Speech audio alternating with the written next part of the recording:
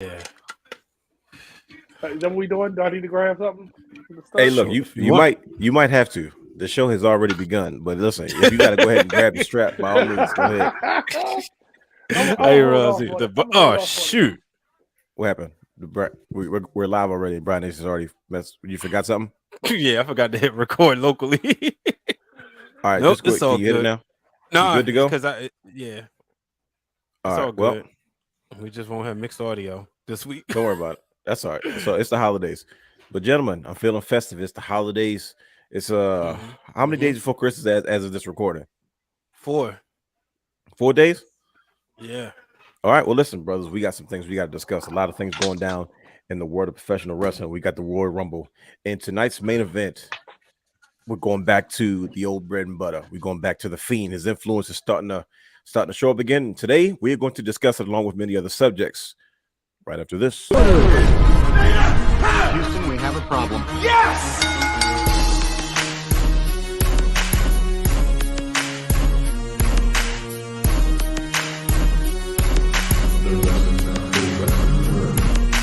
What you gonna do? What you gonna do? What you gonna do? What you gonna do? What you gonna do? What you gonna do? What you gonna do? What you gonna do? Oh yeah.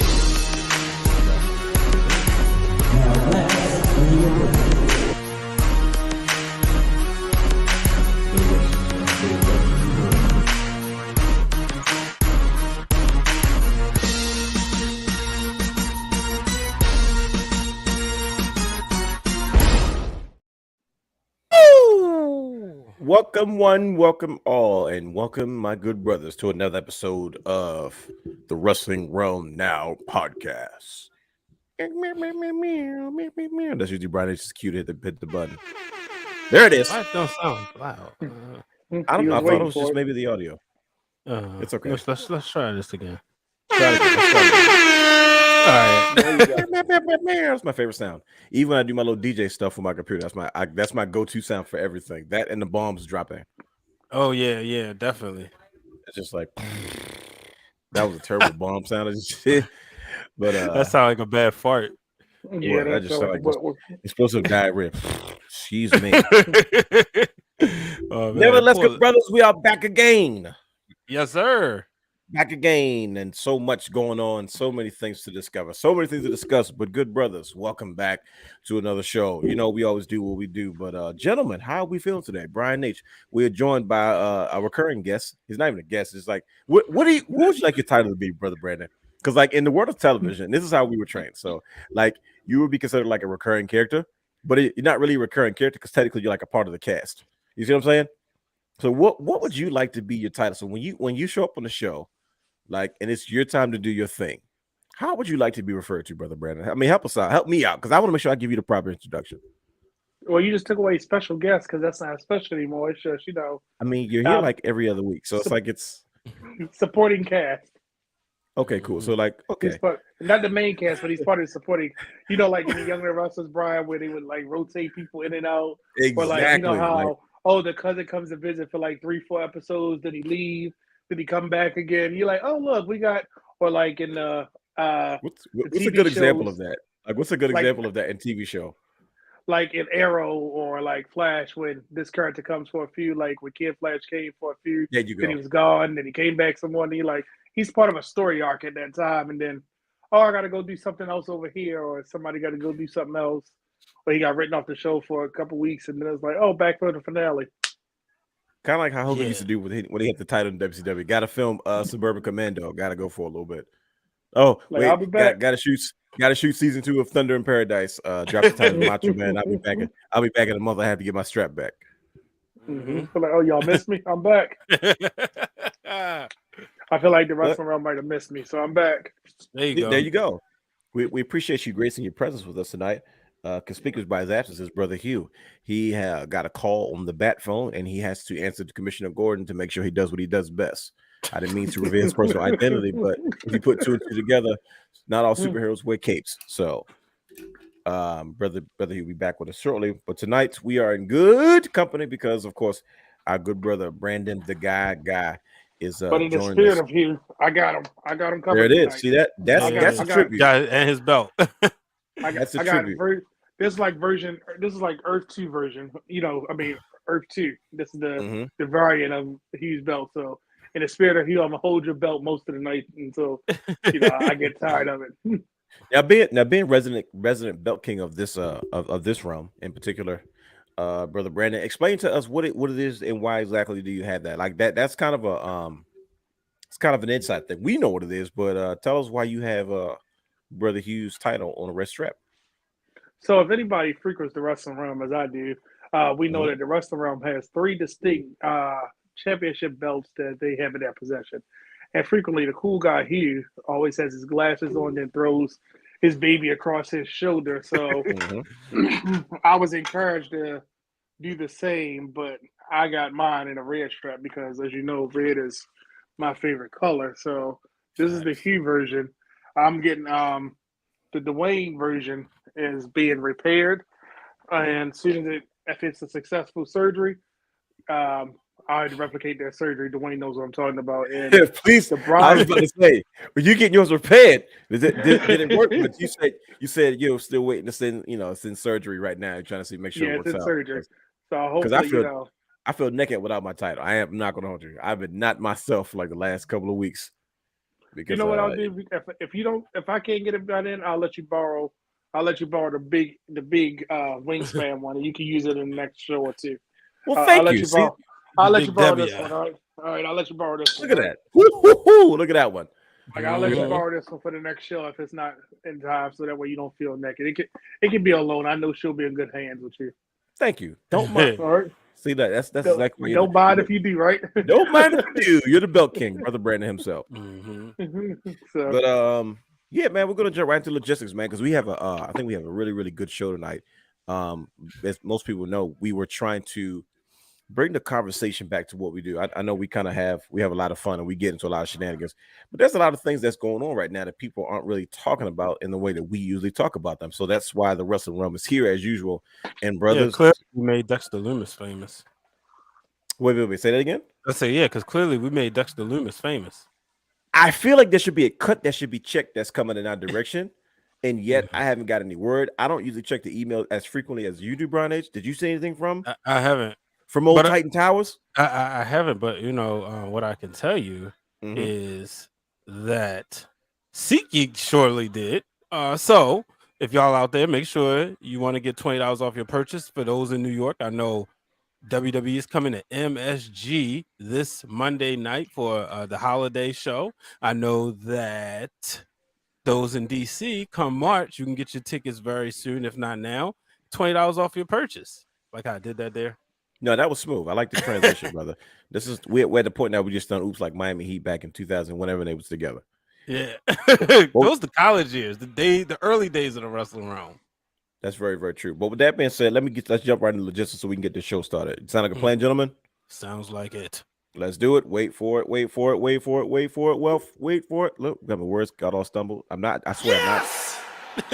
I'm not drinking eggnog, trust me. So, welcome to the Wrestling Wrealm Now podcast, where we take a deeper dive into the world of professional wrestling.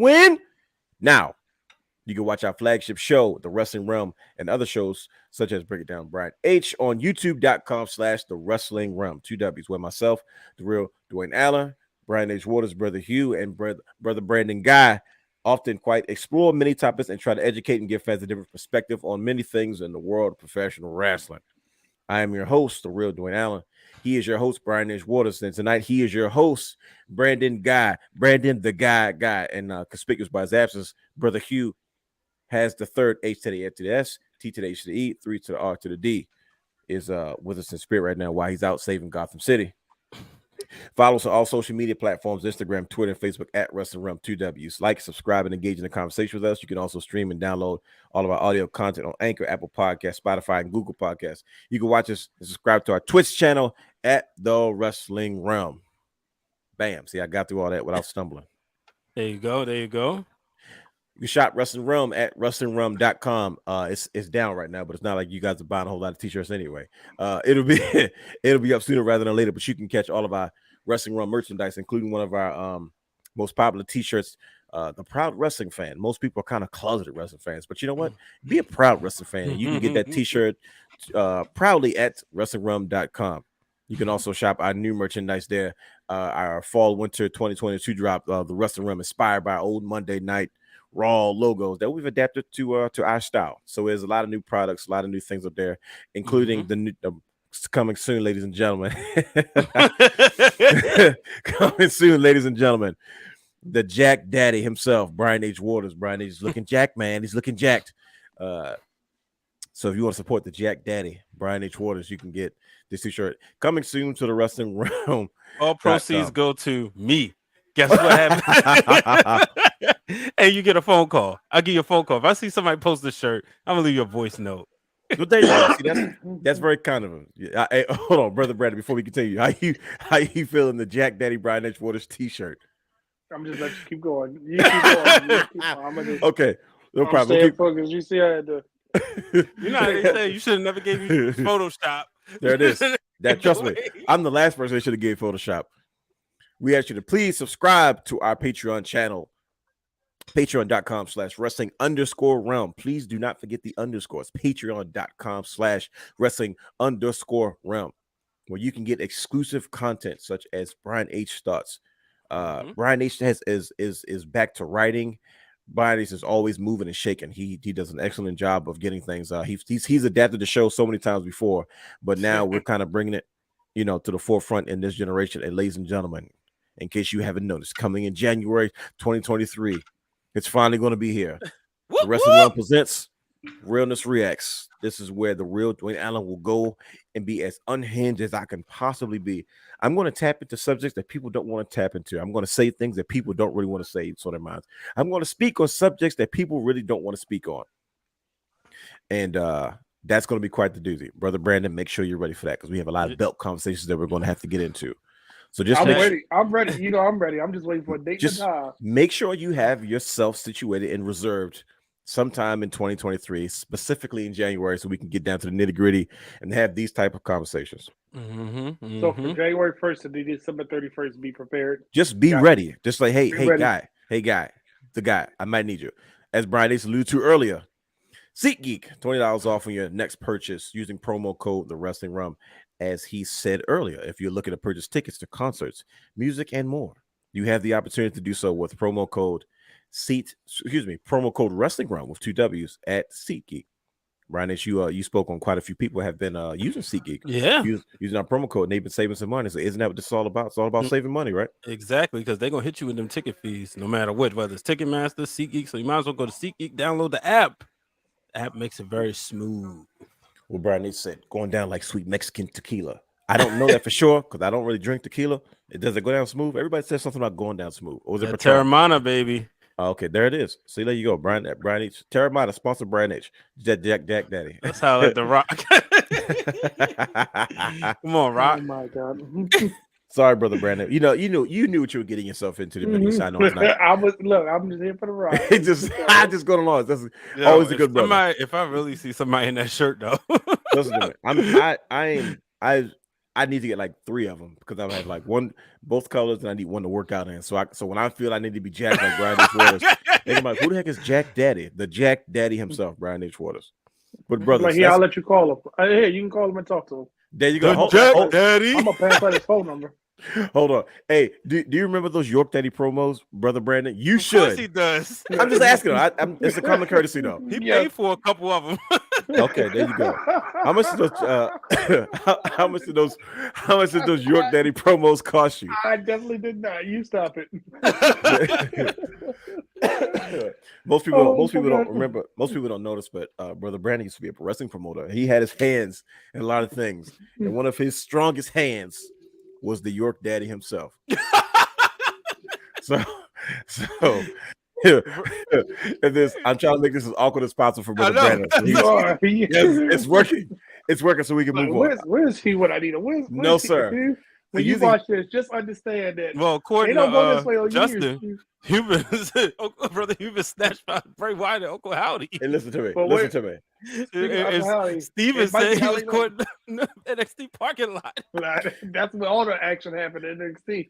You ever notice that how In the everything parking happens? In parking lot is the most dangerous place you could possibly be on the face of the Yeah. earth. Always have If been. you're a Yeah. professional wrestler, nothing is safe out there in these parking lots. It was safe for that little bit of period when Bruce Pritchard and Vince was running things. Now that Yeah. Triple H and Shawn Michaels back in It charge, was- and it's not safe no it was more. nothing. It Wait a was minute. nothing but No, that's what Amber Moon was doing, like 700 miles per hour in the parking lot just to take off a helmet. Remember?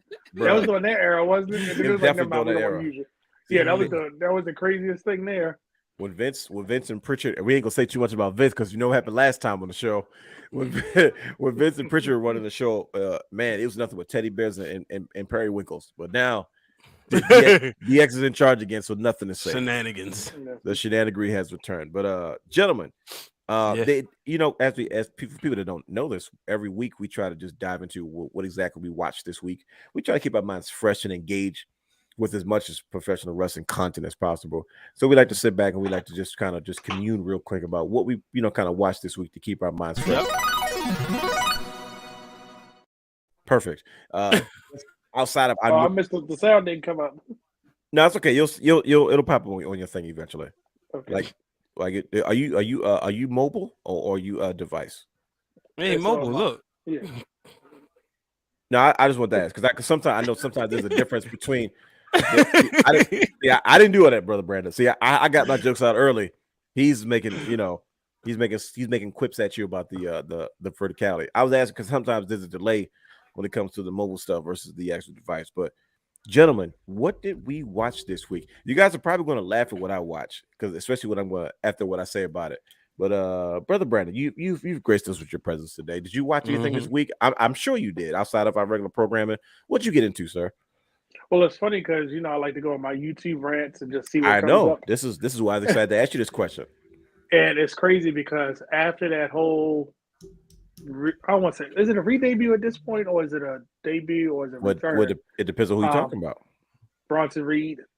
And sure. And my frustration came when I said, you know what? I went back and watched. I just put Miz in and just was like, the Miz can stand alone. Why do you keep attaching people to him? And I really forgot the Miz is really that good. This is going to be one of these good conversations because Brandon is always going against the grain. I feel it. I'm telling you, I was like, why did he always says there's somebody, and it's like cut and paste. Oh, here you go, help a win, and then turn on him, and then that person comes out as on top, but then it's still the Miz. Like it doesn't stick whenever somebody's with him. Because you know why? Because it's the Miz. It's never safe. He doesn't need anybody. Even with Maurice, it was like. I went back and one of the best Miz matches I've seen because he sold it. Remember that WWE Championship match with him and Rey Mysterio? Yeah, and him and Kofi earlier in the night. It was just like I was like, why is he just that good? Like he entertained you to the point it's like I see what all the wrestlers see when they talk about how good he is. He's a good worker, but just let him be him. I don't want to say be himself because we really, if you watch Miz on TikTok, Miz on any social media. It's the Miz and then it's Mike. It's two different people because big time. He's like family man. He all about his family, the girls and everything. But it's like when he in that ring, it's that character, and it's like different animal. That character works. He doesn't need anybody else. So I went back and watched that match, the whole series of matches, and then the ladder match. I started it, but I had to stop the WWE Championship ladder match, but I stopped it. But after that, I was like, why? Not another person attached to him, but.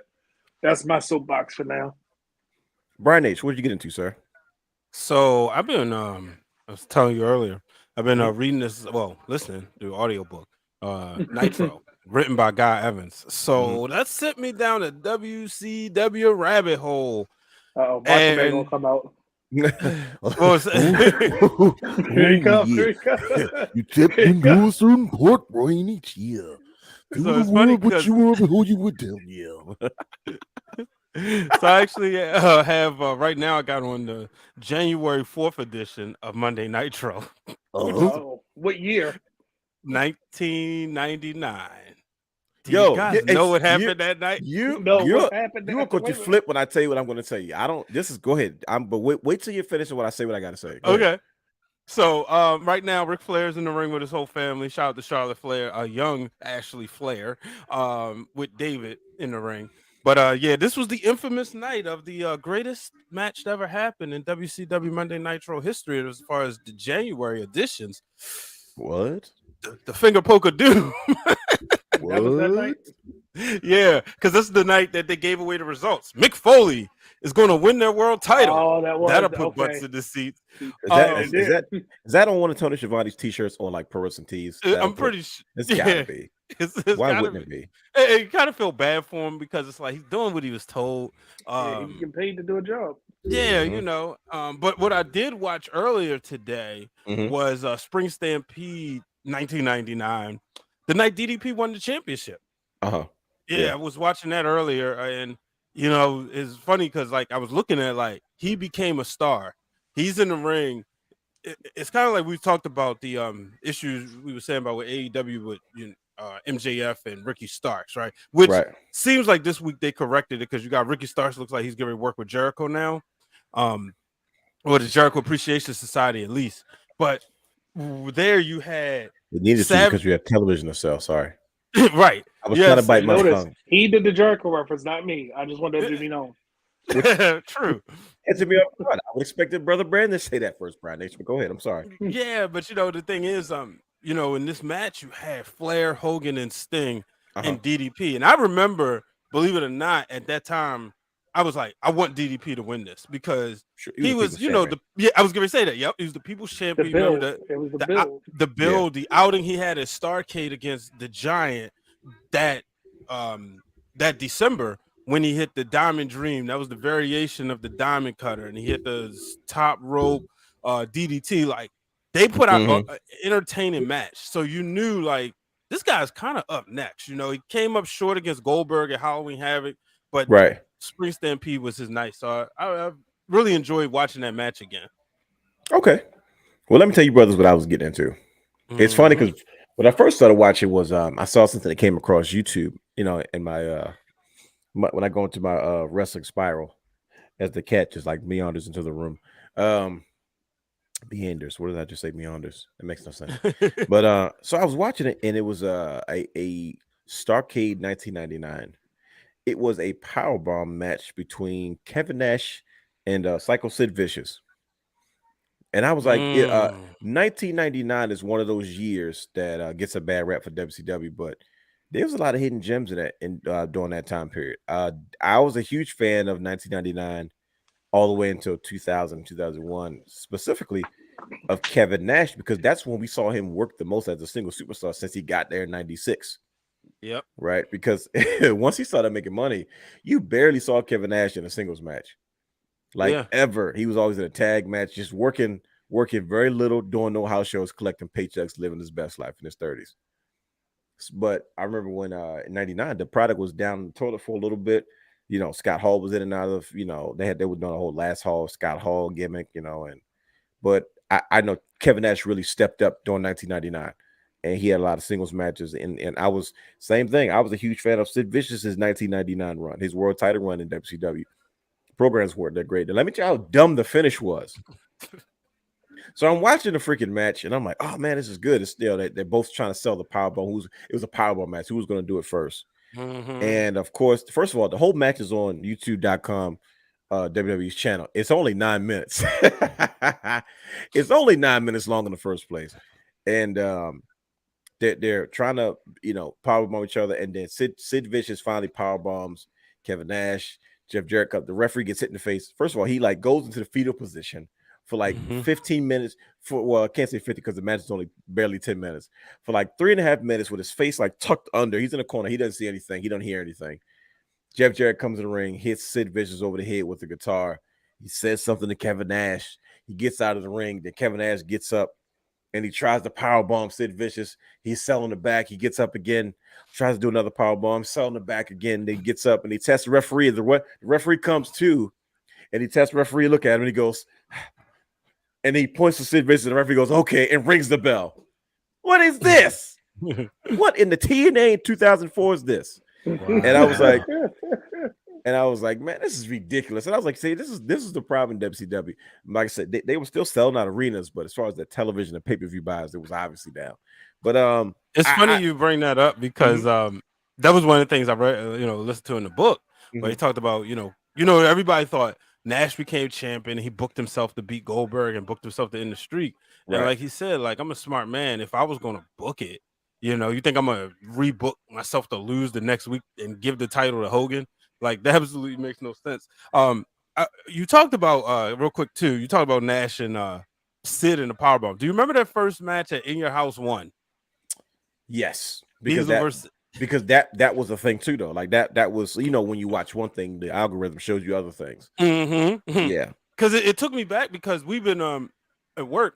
The shout out to Nick Barn. He wrote an article because it's the longest gap right now between Survivor Series and the Royal Rumble. This is like the longest gap we've ever had since Royal Rumble Royal Rumble 95 and WrestleMania 11.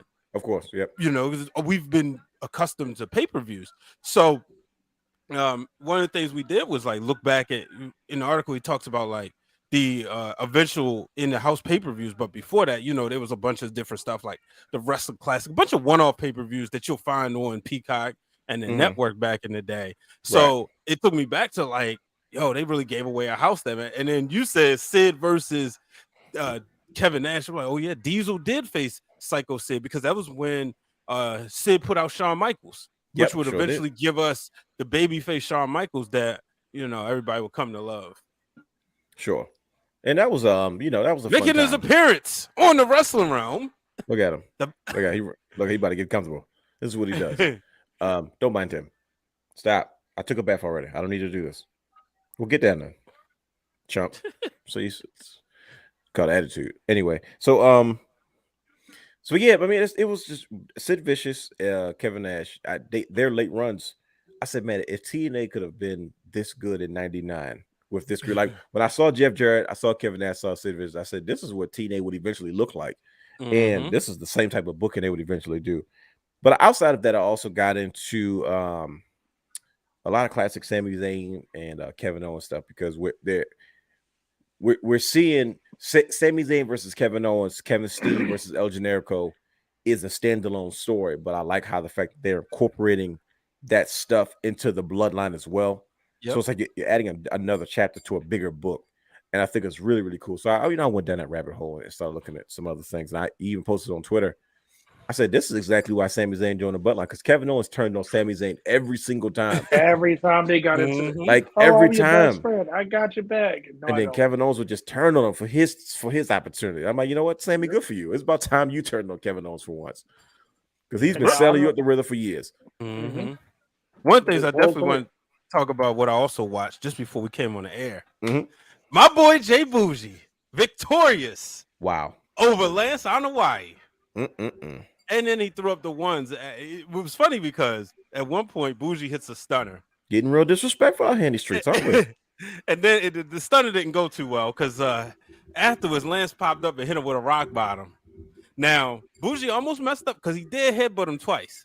The fact that he headbutted a Samoan and still lived to tell about it made me even more proud. That's also very true. Yeah. That's deadly. Very. Assault with a deadly forehead. That's just like I was like, come on, man, rookie mistake. Like we talked about this, but yeah, shout out to him getting that victory this past weekend. He came, he saw, he made it happen. But they play Call of Duty. It's all good. No long term beef there.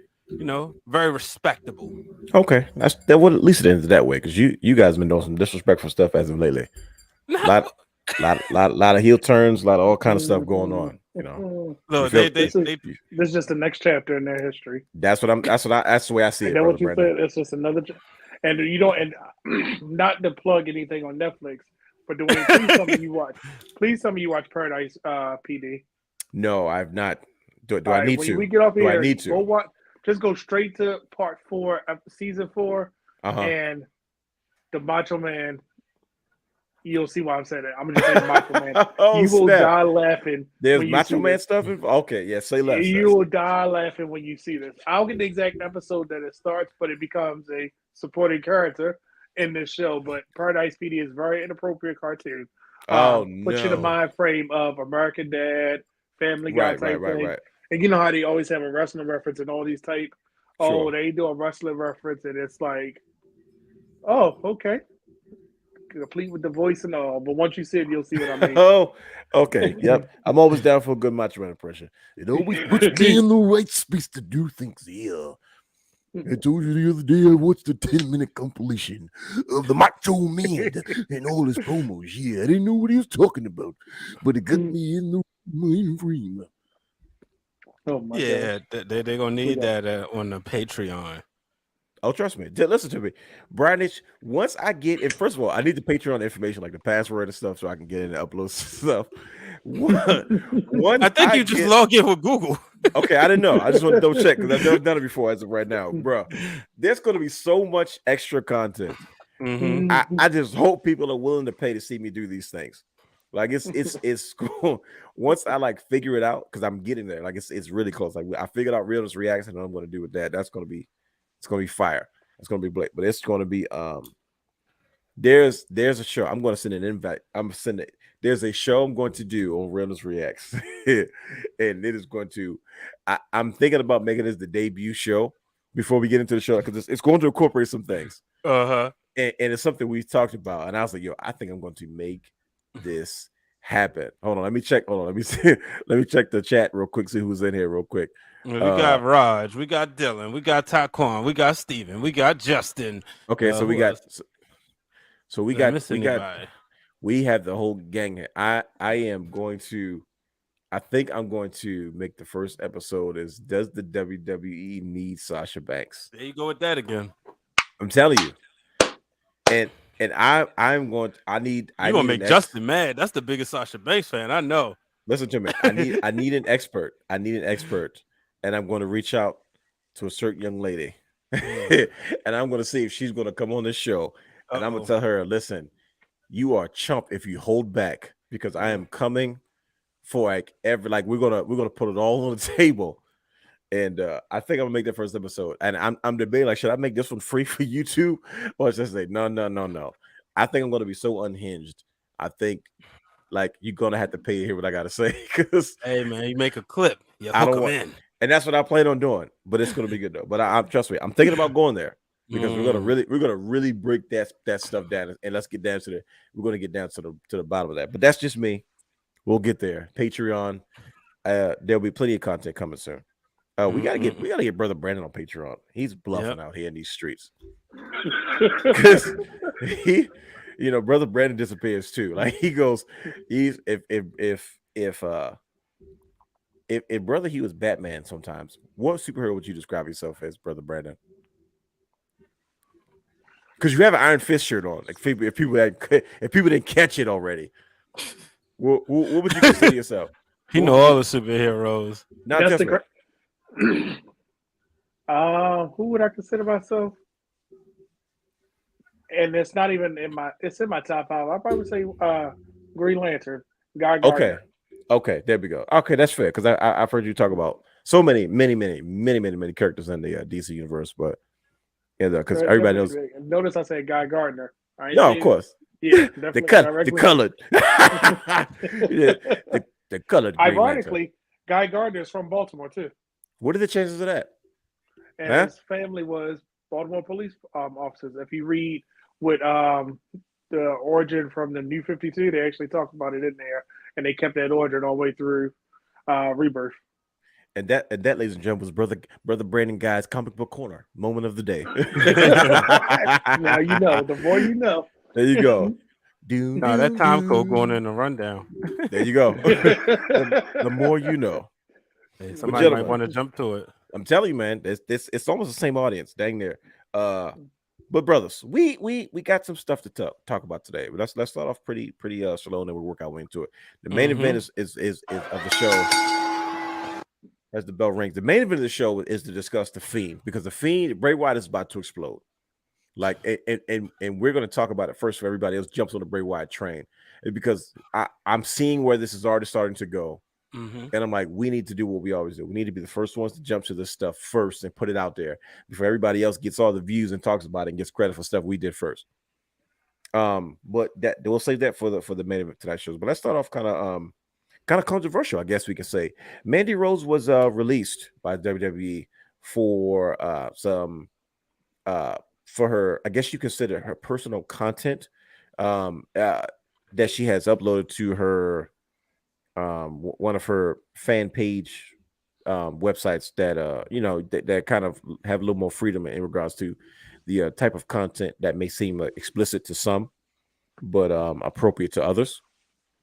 And she, I don't know the whole story or the details behind it, but I know it was enough for the WWE to say, "Yeah, maybe we should back away from this immediately because it may be an issue." And she was released over it. I know a lot of people felt differently about it. A lot of people felt like the audience that complained the most about her being fired over it is the 25%. Right. That's the smaller portion of the wrestling audience that had an issue with it. But I think when you talk about WWE and corporate structure, Triple H has allowed the superstars to have Twitch channels and other means of income. But I think, there's always going to be some type of guidelines. I don't know whether she broke those guidelines or not, or how far she pushed them, but it was enough to get her release. Like I said, let's start with Brother Brandon again, Brian, if you don't mind, do you? No. Brother Brandon, are you upset that Mandy Rose was released, and will you miss her? Don't forget the second part of that question because it's very crucial to the conversation. So I'm probably going to take a stance that you wouldn't expect. I was upset that she got released because, one, how long had this been going on? And two, did she gain like momentum or something for fear of this was going to impact them negatively? Like, how long had she been doing this? Because remember back when the wave of, oh, you can't do Twitch, you can't do this. And it was like, oh, but you can do, and all the back and forth with it. Her name was not in that conversation. Okay. So is this something that just came to real? Like, I'm not following her on that site, but did this something that just pop up that all of a sudden now we got to, I don't want to say make an example, but we have to take action? Will I miss her? Yes, because she had went back to NXT, reinvented herself, and not only with that, look what she did with Toxic Attraction. So yeah, it was like now it's a tag team, but she was a pivotal point in it that trio worked. That trio could stand alone, but it's not going to be the same. And I don't want to say the star power of Mandy Rose, but it didn't feel the same now. I mean, that's understandably so. Dylan Matthews, as I just recently put up there, said that WWE had to release Mandy due to the contract with Mattel. Obviously, so that is a toy contract. You know what I mean? That's for kids, and I don't know the details. I don't know the details of the whole situation. And he also just said that Chelsea Green did the same thing. She might have deactivated her quote unquote alleged OnlyFans account. I wouldn't know.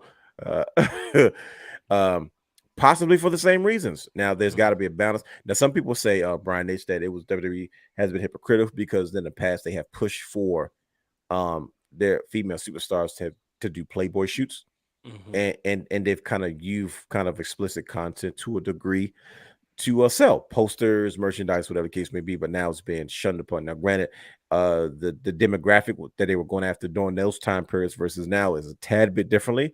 The wrestling is still primarily catered to children, especially if this is over a contract with a toy company. But I can only imagine how much revenue that Mattel actually makes or contributes to the WWE payroll. But Brian H, how do you feel about Mandy Rose being released, and will you miss her? Does it make a difference? Now, to what Brother Brandon said before you start, Brian H, is that before he asked the question, how long was this going on before it became an issue or before it was addressed? And the thing is, I guess it's different now because she's a player now. She has she's one of the most dominant reigns as NXT champion. She's on a very Trish Stratus like career track where you come in kind of as eye candy as a managerial role, and then you kind of develop and you turn into a bona fide women's superstar. And that's kind of what we're looking at when that's the level that WWE is losing, to the point where they were willing to release somebody that they invested so much time in. We're talking about a 400+ day reign for Mandy Rose during her NXT run, a run that she wanted to do and wanted to go back and wanted to develop. So Brian, does the WWE suffer from losing Mandy Rose? Will you miss her? Do you not feel she should have been released? So the thing is, right? Oh, shout out to Ciendo, just tuned in. Hey, had that page since the pandemic. From my understanding, from what I heard, not sure if it's true, but from what I heard, that she did say something like, you guys showed my stuff to WWE or made it where WWE could find this. It sounded like and I want to be careful with my words here. It sounded like she had it. She knew she wasn't supposed to have it because it is borderline. So, like, let's be real, right? Let's go ahead and talk turkey. You brought up Playboy, but Sure. Playboy is a sense of art, right? Yes, It's fully definitely nude. it's categorized as something completely different, like Yeah, as Hugh Hefner has said. and back in the Not day, not there was considered blatant smut. right. Mhm. It was the thing where you went out there, like WWE had a different audience, right? Yeah. They didn't 18 to do 35. Playboy in the PG era. Right, that's true. Well, The Shawn P- Michaels did Playgirl, right? Was that a real but thing? was Mhm. it? But remember, Come on that's now. This is why we having a conversation. yeah, You know what I mean? but see, like he could, in a sense, sneak away because it's a double-edged sword. Mhm. Because like WWE didn't really did they? I don't think they pushed it. I think it was just kind of like I but think I don't know if they pushed it or not, but how else did we find out about it? Because it wasn't no internet. So Brett how didn't. It was when Brett said something like you and your little girly magazines or stuff. that's not the first time I heard about it though. Okay. What about you, brother Brandon? Is that the first time you heard about it when Brett said something? No. Like it got out. What I'm saying is it got out. It got out somehow, and it wasn't through the internet. Yeah, well, of course not. But like with Playboy, it was a full-fledged marketing push, right? Excuse me, it was a full-fledged marketing push. It was on the Titantrons. It was everywhere. Okay, me and Brandon went to the same high school, and we was in school the time China was. Yeah, I mean, and that's how I saw the magazine. But it was like it was part of their cross-branding promotion. Hey, check out this WWF star in this magazine. It was, oh, look who's the new centerfold. Look who the cover is. Congratulations on this. Congratulations on that. And I think the thing is with Mandy, because nowadays those websites have a different, like it's a different audience. It's so wide open, right? On lack of no pun intended, on what people would do over there. And then the content in which was like she was on there engaging with her fiance. So I think because of like and Dylan said it best, the contract, the toy contract, and I think they the ones who had the issue. And it sounds like she was given an option. I think a lot of times it wasn't a thing where it was like, okay, you're fired. I believe she was given an option and she decided, hey, well, I'm only making $150,000. Now she'd have made allegedly, reportedly from her agent, she's made $500,000 since last Wednesday. That's a lot of freaking money. But wasn't it Lana that reported that when she did her? Now, don't quote me. That somebody might have to fact check me. Lana made like $20,000 in one day. From I remember hearing about that. Yeah. So if you make it $20,000 in one day, even if that's like within a week, they're going to make more money on their contracts with that. I mean, with that than they do their actual contracts for where they're getting paid from. And if you're not working every week, you're not bringing in revenue, you're not seeing on TV. What else? You got to make some ends meet. Because some of them might be pay per appearance contracts too. Yeah, and I think the thing is that when you look at everything, like I said, I understand from everybody's perspective. I understand why WWE said, hey, we got to terminate this relationship. I understand why Mandy Rose said, deuces. I mean, think about it.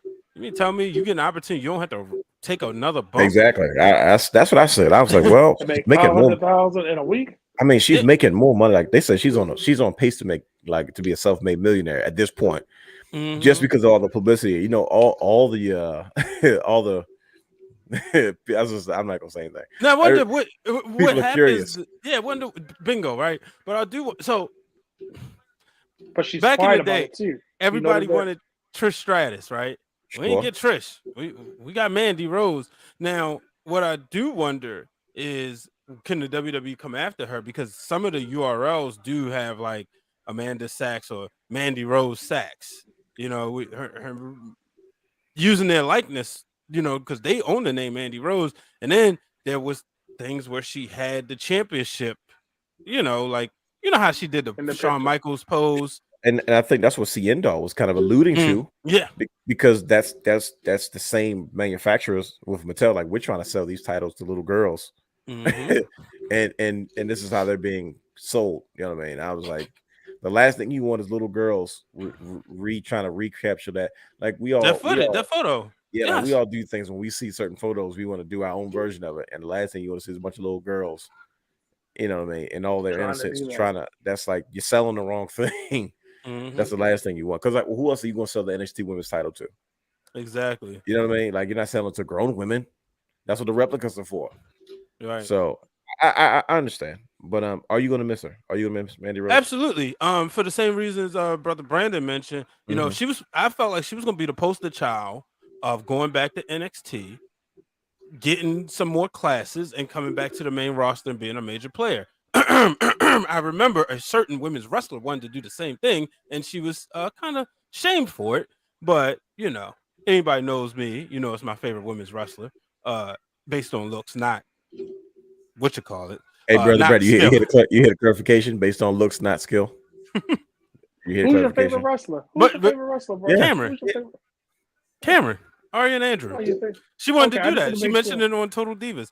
But Siendo, her real name I thought was Amanda Saka. Middle name might be Rose, but I don't know it by heart, but I know it's a long name with an S and A and a C and an M and all that.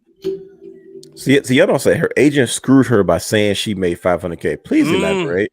What does that mean, Siendo? You have information. See, if you don't know, Siendo, she's part of the community of those wrestling girls, and she is always in tune with everything going on in women's wrestling across the Got your board. middle name Rose.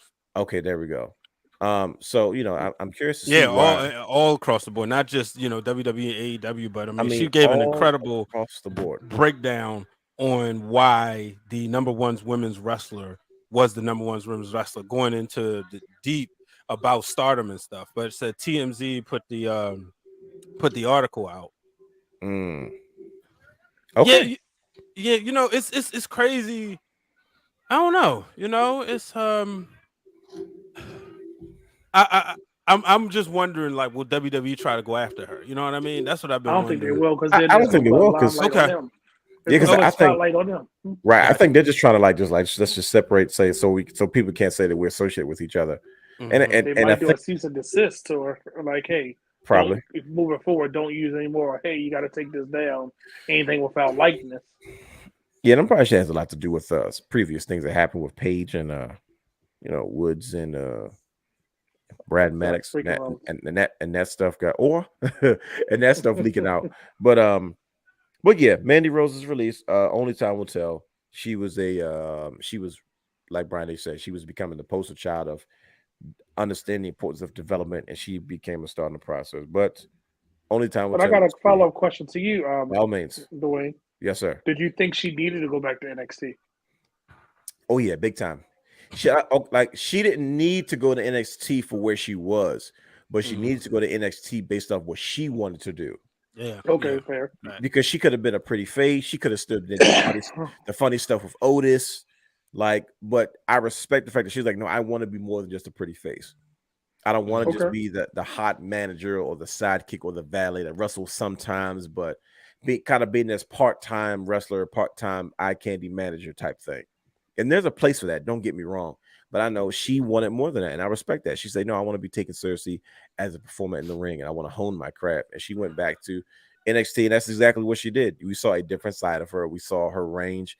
We saw her develop. So it's like whatever we saw from her before, we didn't see that going forward in NXT. So let me take this a step further, though, right? By all means. If we go back to 2001, when Trish Stratus made the transition from eye candy to greatest women's wrestler ever, she had veterans to work with, but there was not another Trish Stratus who was like super marketable. If you look at that roster, right, you needed to put Trish Stratus face on all your posters. WWE doesn't need Mandy Rose. Last year or 2 years ago, you think back when the stuff with Otis and when she got into the beef with Sonya Deville, they didn't need her because they had Sasha, Becky, Bayley, Charlotte, etc. This is also like pandemic wrestling-ish era. Yeah, and so with Mandy Rose, it wasn't enough room for her to say, I could become a better women's wrestler on the roster. So having a NXT down there allowed her to be able to do that. So I think just to agree with what you're saying, it's just the difference is back in the day she could have been on the main roster, getting trained up by those veterans. No, that makes sense though. Yeah. Oh, you went mute. No. You're my fault. No, it makes sense though. But that's actually a great follow-up, great question. But moving forward, there's this teaser going on right now. There's about the Royal Rumble. Brian Nix kind of said it earlier. There's this gap in between, Survivor Series and Royal Rumble like it's never been before, such a long time. Considered very old schoolers back when there was very limited pay-per-views, or pay-per-views weren't in abundance as they were, or as they would eventually become. But there's this idea and there's this rumor going around that there's this potential forbidden door to be opened at the Royal Rumble. Oh, there's the answer you've been waiting for. There it is. Wait a minute. There it is. What'd you say?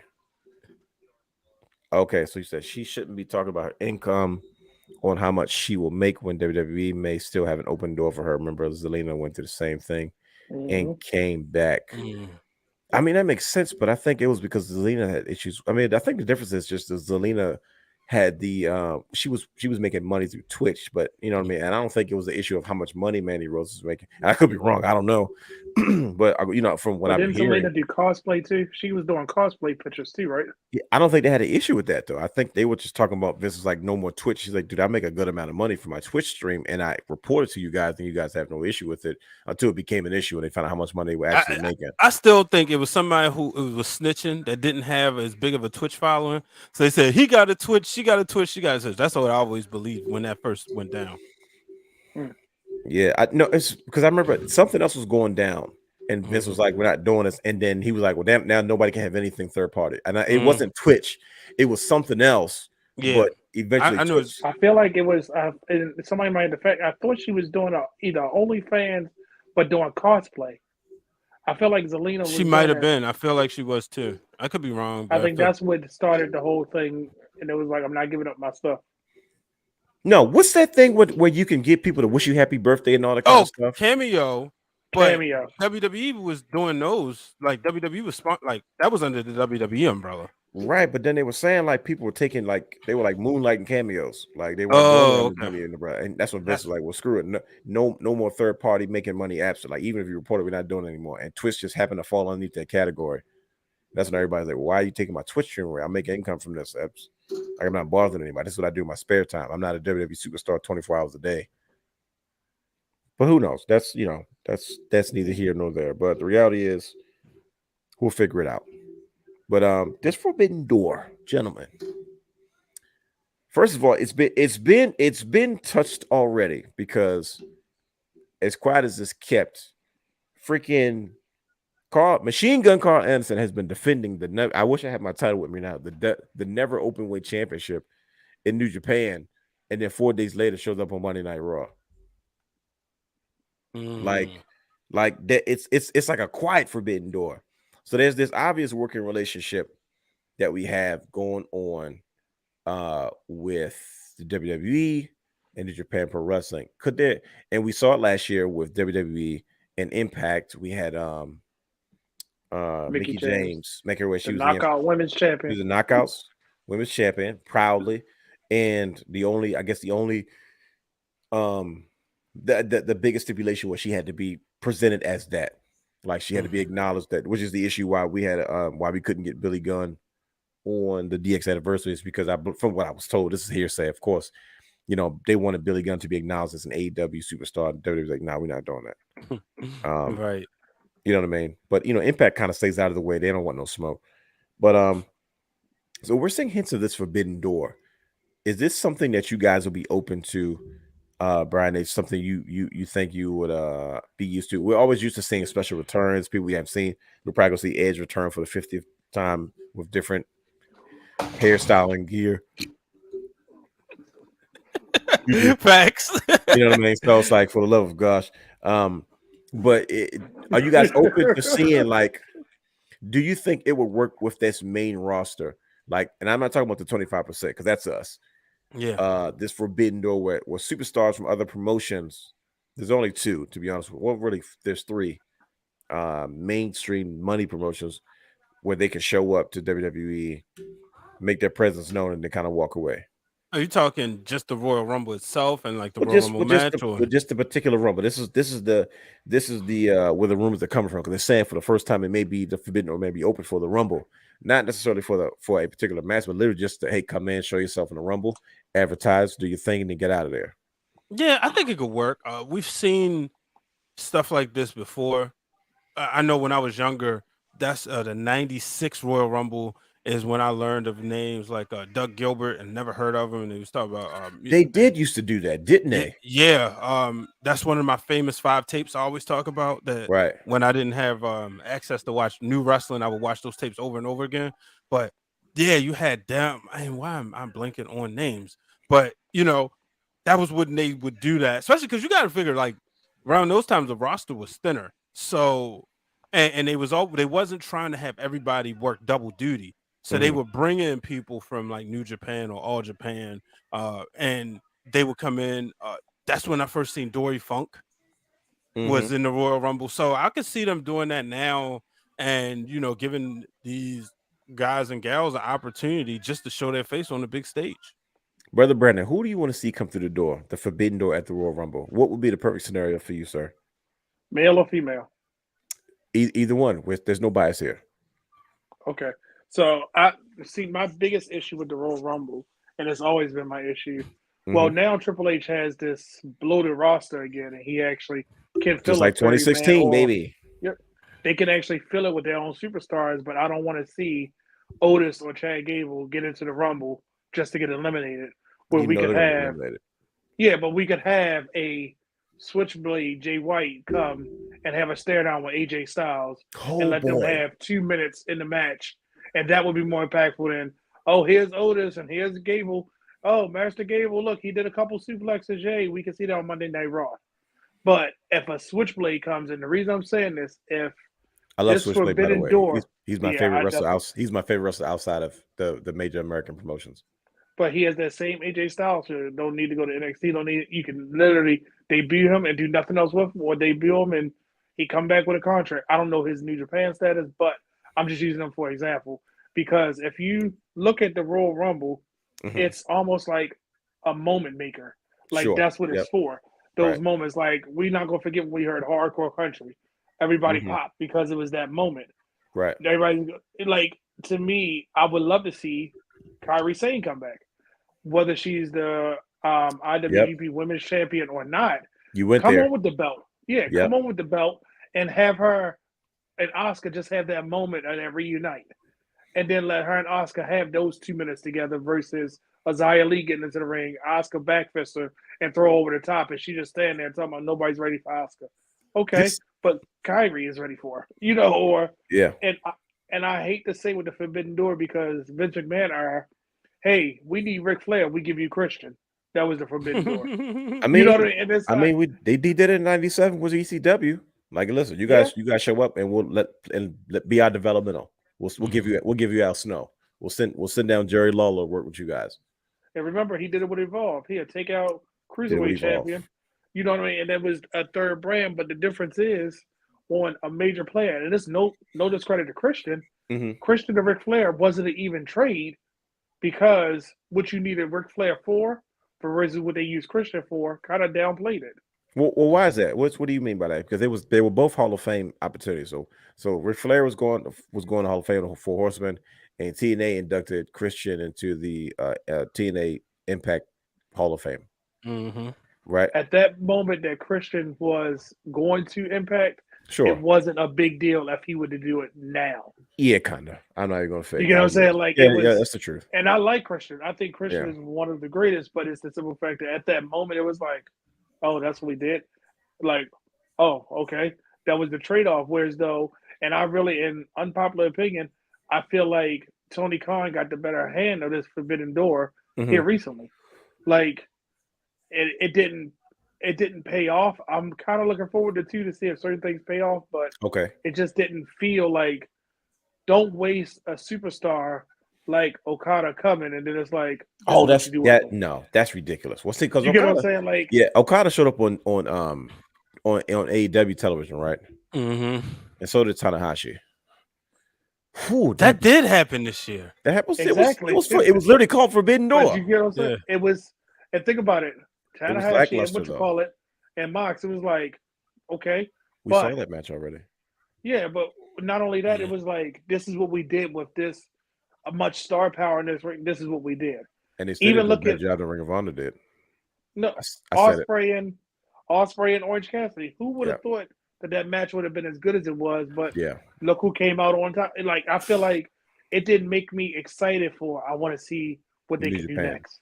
And, Yeah. and that's the truth, though, because that's how I felt watching Ring of Honor and New Japan Pro Wrestling and like War of the Worlds and Global Wars. That's how I felt watching that stuff, because this is why we got Brother Brandon on the goddamn show. Brother Hugh, I know you watching, man. He's holding it down, brother, as always. It's because when that's how I got into New Japan so freaking heavy. Like I dabbled in it, Wrestle Kingdom 8. You know, like I said, it was these two guys that were trolls in our Facebook group, and they were just like, "Oh, nothing's better than Japan." I was like, "What is this?" Like, all right, let me look at it. And I went back and I found like Daily Motion before it was like, riddled with so many viruses. They would put like these people upload all these New Japan like matches, and that's how we kind of stayed in contact with AJ Styles and the Bullet Club and everything that was going on during that time period. And I remember just watching it, and I was just floored away with just the. I haven't really paid attention to IWGP anything since Scott Norton was champion in WCW, because he would leave and come back over there.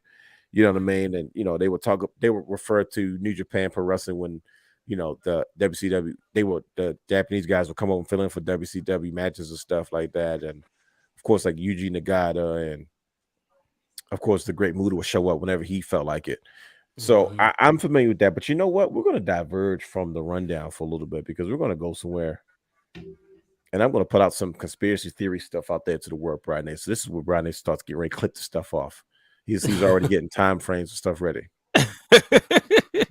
Brother Brandon, make sure y'all follow us on Instagram at Wrestling Wrealm, 2 W's. Like those in between commercial breaks. You said, Brother Brandon, you would love to see a Kairi Sane, the first IWGP. Wait a minute. First of all, now was that show a mixed show? Was it Stardom and New Japan? Because did I hear that correctly, or was that just strictly New Japan? So remember, Stardom is kind of like the female wrestling company to New Japan in a sense. See, that's what I thought. This was the first IWGP Women's Champion, but she's a Stardom wrestler. And Does that make sense? Yeah. Okay. So did I explain that right, Brian? Is that the best way to try to break it down? Yeah. you see what he did there? I broke it down the right way. No, because I heard it and I was like, I'm gonna make sure I got that right, because that's how I was like, okay. First of all, she's the perfect choice for it, right? I'm gonna start putting some. I hope you guys are watching and listening, because this is the real that's about to go on get in my bag. You know, when I get my bag, I go there. You mentioned something very specific, and I was like, yo, he's on point, because I was thinking this, and it's not even on the rundown, but we're gonna discuss it now. Screw it. You said this Forbidden Door, you wouldn't be surprised if Kairi Sane shows up at the Rumble. And I'm like, that makes sense. And then you said nobody's ready for Asuka, but then she has this moment with Kairi Sane. I'm like, perfect. Because in my mind, there's something going down between Japan and WWE. Sasha Banks, at one point, they were reporting that she negotiated a new contract. And at this point, they're saying that she negotiated out of her contract back in January, whenever it was. And then she's headed to New Japan. New Japan is obviously putting new focus on the women's division. And New Japan is also the company that WWE doesn't mind people going to work to and then coming back. You don't see a whole lot of people working AEW and then coming back to WWE. And PW Insider reported Sasha Banks, or I should say Mercedes, is over in Japan right now. Sasha Banks, I'm going to keep calling her that. She wanted to go to New Japan when she first got released. She said, I want to go to Japan, release me. And it's like, no, let's just take our time. Just go home, get yourself together. We'll revisit this, is what you call it. When Triple H took over WWE, where's one of the main places he said he wanted to have a global expansion? Japan. Where's one of the first places he tried to do that the first time? Japan. Right, because they had, what was it called? Was it East of the Beast or Beast of the East? The show the thing they did at Carnegie Hall. When he had Finn, they had AJ, they had Kevin Owens. That's when Finn wrestled Samoa Joe, right? When he beat him for the belt. Yep, when he got the belt back, right? Exactly. That's when he got the And- NXT belt back, right? Yeah, I woke up for that show. That's when Yeah, Brock destroyed Kofi the first time. There you and go. And Kofi wasn't even a main event player. People don't remember that Brock Lesnar worked New Japan when he wasn't legally supposed to. Right. He just didn't even care. He worked the match against Shinsuke. He worked against Kurt Angle. And he won the belt. He did. He won the belt. That's when that whole. That's why, and I don't remember all the history, but isn't that why Shinsuke had one belt? He had another. Then Kurt Angle took the belt from Shinsuke, right? And then it was a long, convoluted thing. I was like, who is the champion at this That's point? when they redesigned the following IWGP title after that one that Kurt Angle had, because Kurt Angle had all the belts. He had the TNA title. He had the IWGP. He had both. He was He all had version 3 of it. Yes, he did. That's what it was, version 3, right? So you mentioned that, and all of a sudden, brother Brandon, Asuka decides she needs a break. She's going back to Japan for a little while. Wait, Asuka need a break? Yeah, they were speculating that Asuka has gone back to Japan. She's going to be there for a little bit, and she was saying on her stories like, "I'll be gone for a while, whatever the case may be." Blah blah blah blah blah. I'm like, wait a minute. So Triple H just talk about expanding into Japan. Everybody knows Japan is a professional wrestling hotbed, just because of how that audience is. All of a sudden, Mercedes, how do you pronounce it? Is it Vernado? Vernado, I believe. Vernado. Mercedes Vernado decides she wants to go work Japan. Why? And all of a sudden, Asuka needs a break. I'll see you guys when I get back. She's not wearing the face makeup. She's got to go take a visit and go back to Japan. Here's my theory, ladies and gentlemen. That was the setup, brothers. Triple H has sent spies into Japan, and he is letting his influence. Of course, Sasha Banks, we can't pay you what we're paying you what you want right now. There's no way in the world you're going to convince me that with her merchandise sales, everything that she's not worth what she asked for. She's definitely worth it. If the speculation is true, because I think it's a bunch of BS. I think they're like, look, New Japan they never work on long-term deals. That's why they have no problem signing people to certain deals, because they know it's short-term. They're gonna get in like a soap opera story. It's part of that storyline. They're gonna get it in, get it out. Like Carl Anderson, New Japan because of course they have a new president now, by the way.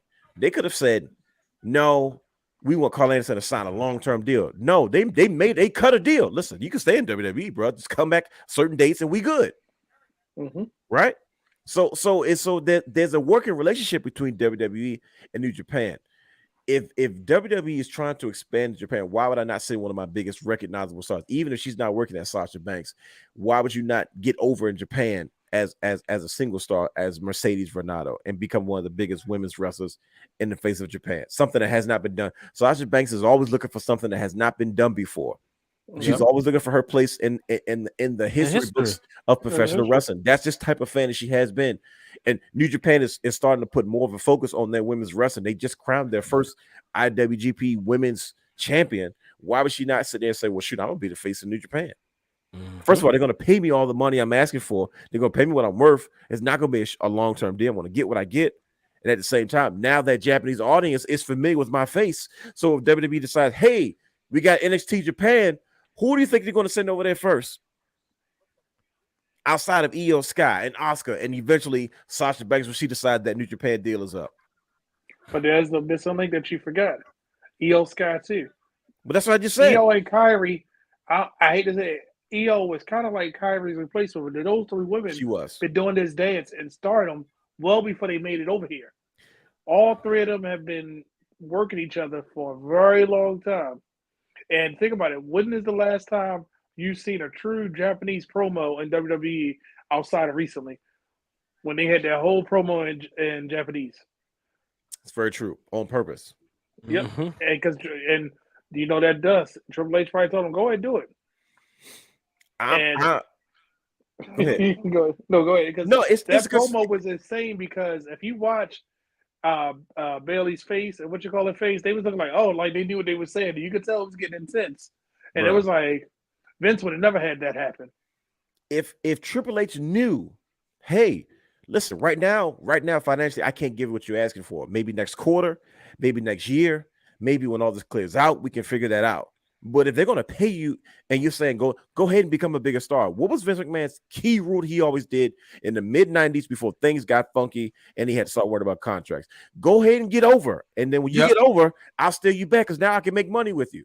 He said that the gold dust. Yep. I'm going to steal you. The Steal natural you from your daddy. He said, let your daddy get you over and I'll steal you back because he has no problems. Go ahead and make your money. When Rey Mysterio, Dustin was bland in 1990. he was just the natural, and he came back and Vince said, "Hey, I got this character for you. He's called Goldust." He became a huge star, very controversial for the time. Goldust was a staple in the 90s, going all the way into the Attitude Era. Mm-hmm. Right? So it's not like it's well, fine. If you're gonna leave and not take the money, we're not gonna let you come back. And no, this is business we're talking about. Listen, we can't afford to pay you. Go ahead. Let's not forget, Vince McMahon negotiated Bret Hart's WCW contract. Mm-hmm. He made sure that call him. He made call him to see if you can still get that deal. He made sure WCW paid him the money that he couldn't pay Bret, because that was the only way he could live in his conscience, knowing he couldn't afford to pay Bret Hart what he agreed to pay him for 20 years. Side note, did you hear what William Regal said about Vince? What did he say? He said he allowed him his last 2 months to be paid out while he worked for AEW. Because Vince said he has no problem with Vince McMahon. He said that man treated him good. He said he got paid from AEW and WWE. Everybody knows that Vince McMahon had issues, and he had a real bad paper trail for how he was spending that company bread. Right? That's a good way of saying it. You feel me? That's as clean as I can get it without the feed going out like it did last week. You know, it's a business move. Mm-hmm. So if Mercedes decides, well, shoot, I got to do something different, let me go get over on my own, I'm calling conspiracy. I think Triple H is setting this all up so he could use her and all the other players he has in place to go back and invade Japan and use these familiar faces. Guess what? WWE started going back to Japan when the people from Japan started coming back over. When AJ Styles was one of the biggest superstars in New Japan history after he was getting the TNA stink off of him, they took him to over there to do the pay-per-view because they knew what it was. He was fresh off the Bullet Club. He made the Bullet Club hot. He made it mainstream. I don't care what nobody says. Hardcore fans knew about the Bullet Club. You got to take Shinsuke. If you ever go to Japan, you have to take Shinsuke. You had Shinsuke. You had Oscar. You had you went and got these superstars for a reason. You had Finn, right? Like these were your mainstays, and you felt like, well, shoot, we have enough familiar faces with the Japanese audience. Let's go back over there and make some money. So guess what? If I'm sitting there and I'm trying to plan a global expansion, why the heck not? When I sit in this girl, listen, she's not really happy. She needs a break as it is. She's got this itch. Mercedes, go ahead, take the money. They're not gonna sign you to a 4 or 5 year deal. Take whatever deal you can get, and then when you're ready, still work for us. You can come back, become even bigger than you were before. So then when we go back over there, their audience is already familiar with you said. I call collusion. I smell it, and I smell it real bad. So, brothers, I just want to put that out there before we moved on. I say, you brought it up. You brought up this whole forbidden door, and I said, man, this seems like a setup. First of all, you cannot trust wrestling fans who are wrestlers. You have two names that you will never trust. I never trust Kevin Nash. He's going to protect the business. I never trust Chris Jericho. He's going to protect the business. I never trust Lance Storm. He's going to protect the business. And I never freaking trust no Sasha Banks or Edge or Beth Phoenix because they're all going to protect the business. They're very old school. They're always looking for their opportunity to do these things. I'm going on an angry rant. Like I'm ranting right now because I'm telling you, if all of a sudden Sasha Banks comes back in months from now or however long it is, and all of a sudden they announce, hey, by the way, now that Sasha Banks, we're going to go back to Japan after she spent time over there and that audience is familiar with her and her work and become fans of what she does. I would not be surprised if Triple H goes, yeah, that was kind of the plan all along. We knew we were going to There it is. Thank you. Thank you. Come on. Triple H is going to say, listen, oh no, yeah, me and Steph talked about it. We knew what we were going to do. We knew we wanted to expand in Japan, but we needed more global expansion. Come on, man. You look, you in your bag tonight. I'm telling you, bro. Oh, he hit the music. It's Brother Brandon's fault, man, because he said something. I'm like, man, listen. He said something. I'm like, I was thinking about this all week. I said, what if this is just one big setup? This is one. I'm telling you, this is like when you think about how the wrestling business is, and I'm not talking about like because I know I've been in it. I'm taking the information that I have. I'm taking what the people who have done the business have said that they do. They don't mind. That's what I'm saying. Like, I've been around this block for a long, long time. I'm like, wait a And minute. remember, for a year, Kyrie was a WWE ambassador. Yes, she was. For almost a year, right? And Yeah. then it was like, oh, we re-released it. What happened? As soon as she got released, she was in Stardom again. Like, it's So, everybody loves the Pirate Princess. yep. And guess what? And if she comes back, can you just imagine just hearing certain music hit is going to be that moment? Like, as soon as you hear a coin drop, as soon as you hear that swoosh, Of course. that switchblade, and if you hear, dun, dun, she can come back with her WWE music, or she can come back with her, but as soon as people see Kyrie saying, Right. and it has to be while Asuka is either in the ring or Shayna Baszler is in the ring. Because if Shayna Baszler's in the ring and you hear that music, Shayna Baszler's going to look like she's seeing a ghost. That's because history. Triple H like to rehash that and think about it. They literally were each other's nemesis. Yep. Like throughout her big time. NXT career, you couldn't get a better dance party than them two. Man, I don't know what it was from the Mae Young Classic to the Evolution. There, yep. And thank you. That was good. I was like, it was the pay-per-view Evolution.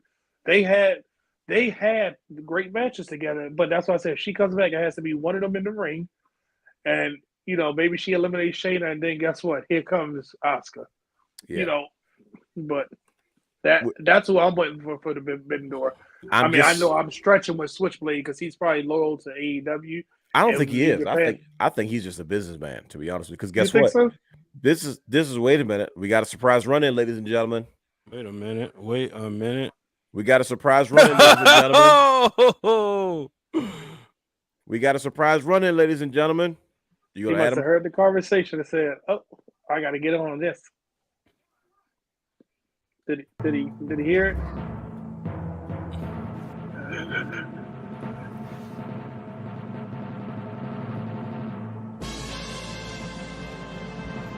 Woo!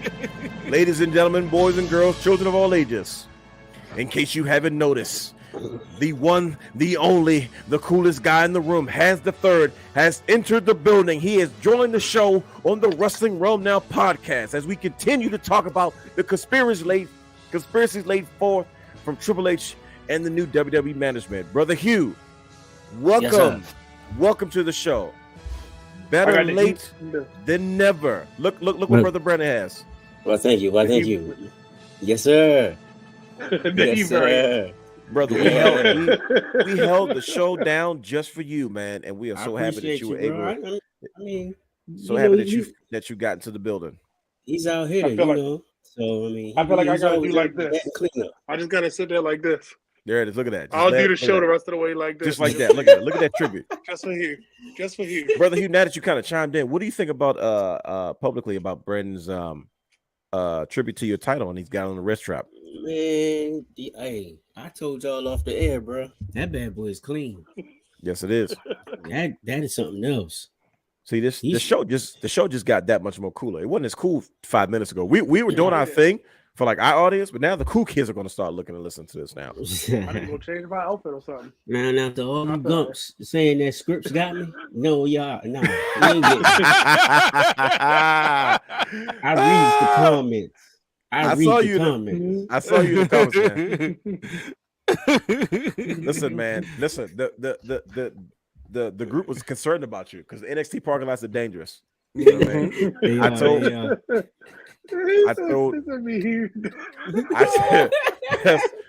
I told the fans when the bat signal goes up, man, Batman's got to answer the phone. I figured you was out doing your thing in Gotham City, man, but I'm glad that you made it back in time for us to get into this, man. We were just got his hood on like every superhero wears. Like, I'm telling you, this dip off. Let me come baby.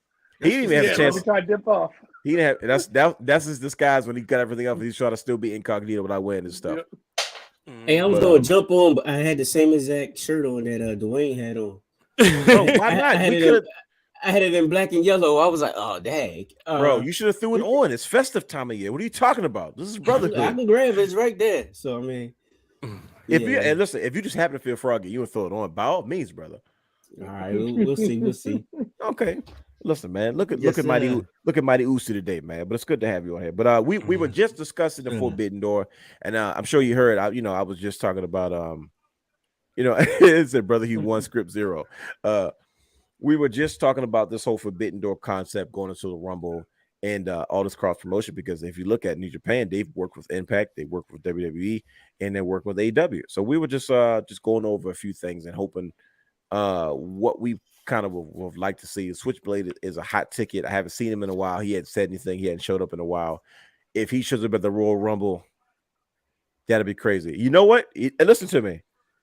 I don't know what it is about you checking in, Brother Hugh, but I just got another idea. What's that? Brother Brandon, you'll get a kick out of this. It wouldn't surprise me if we would see a Jay White show up at the Royal Rumble, or maybe a Kairi Sane and her IWGP Women's Championship. It's because we don't know what went into the deal between WWE negotiating with New Japan Pro Wrestling about Carl Anderson. Carl Anderson didn't go there just to drop the title. He's still the champion. Right. More appearances. I'm like, maybe he'll go there, drop the title, and come back and just wrap it up. Like, no, he won. I said, wait a minute. So he won? He's still the Yeah, he got the title. He's still the champion. He's So still I'm the champion. I'm like, see, this is what I'm saying is this is called This a is working another layer. relationship. And I'm like, okay, well, shoot, maybe they say, hey, listen, they probably say, look, WWE, listen, if we want to kind of keep the title on Carl Anderson, we don't need to defend it every week, because the Japanese product is not a title dominant program. You know what I mean? It's not It's not every title I gotta have on every show. Yeah, either. it's not a week to week serial the way. So it's like New Japan is never in direct competition with WWE because they're kind of almost two different products.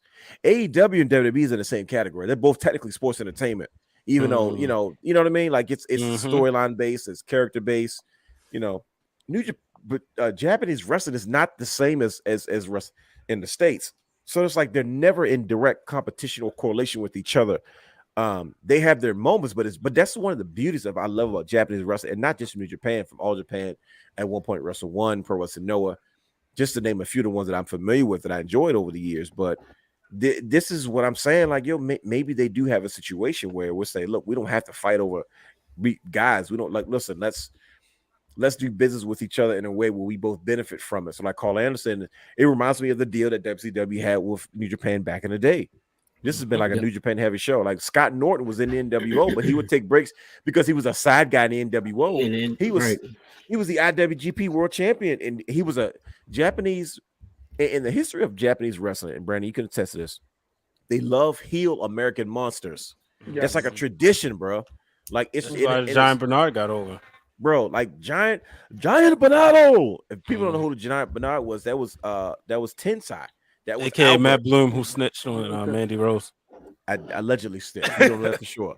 right. My bad. Allegedly. We watched Matt Bloom, aka Albert, aka Tensai, go from having a match with I believe it was Big Show and the Undertaker at Mania, right? And then that version of first of all, it was a short-lived version of Albert that we saw, but that version of Albert went to Japan and became a huge star. Yes, he right? did. That's crazy. A-Train. Because and the way he was booked is just this. They love the huge. We saw it with Vader in the 80s and 90s. I can't go as far. Who knows what we saw as far as in the 70s? We saw Stan Hansen. Freaking Stan Hansen. We saw Let's take him to school. at one point, Michael Hayes. We saw Vader. Vader was huge in Japan. You know what I mean?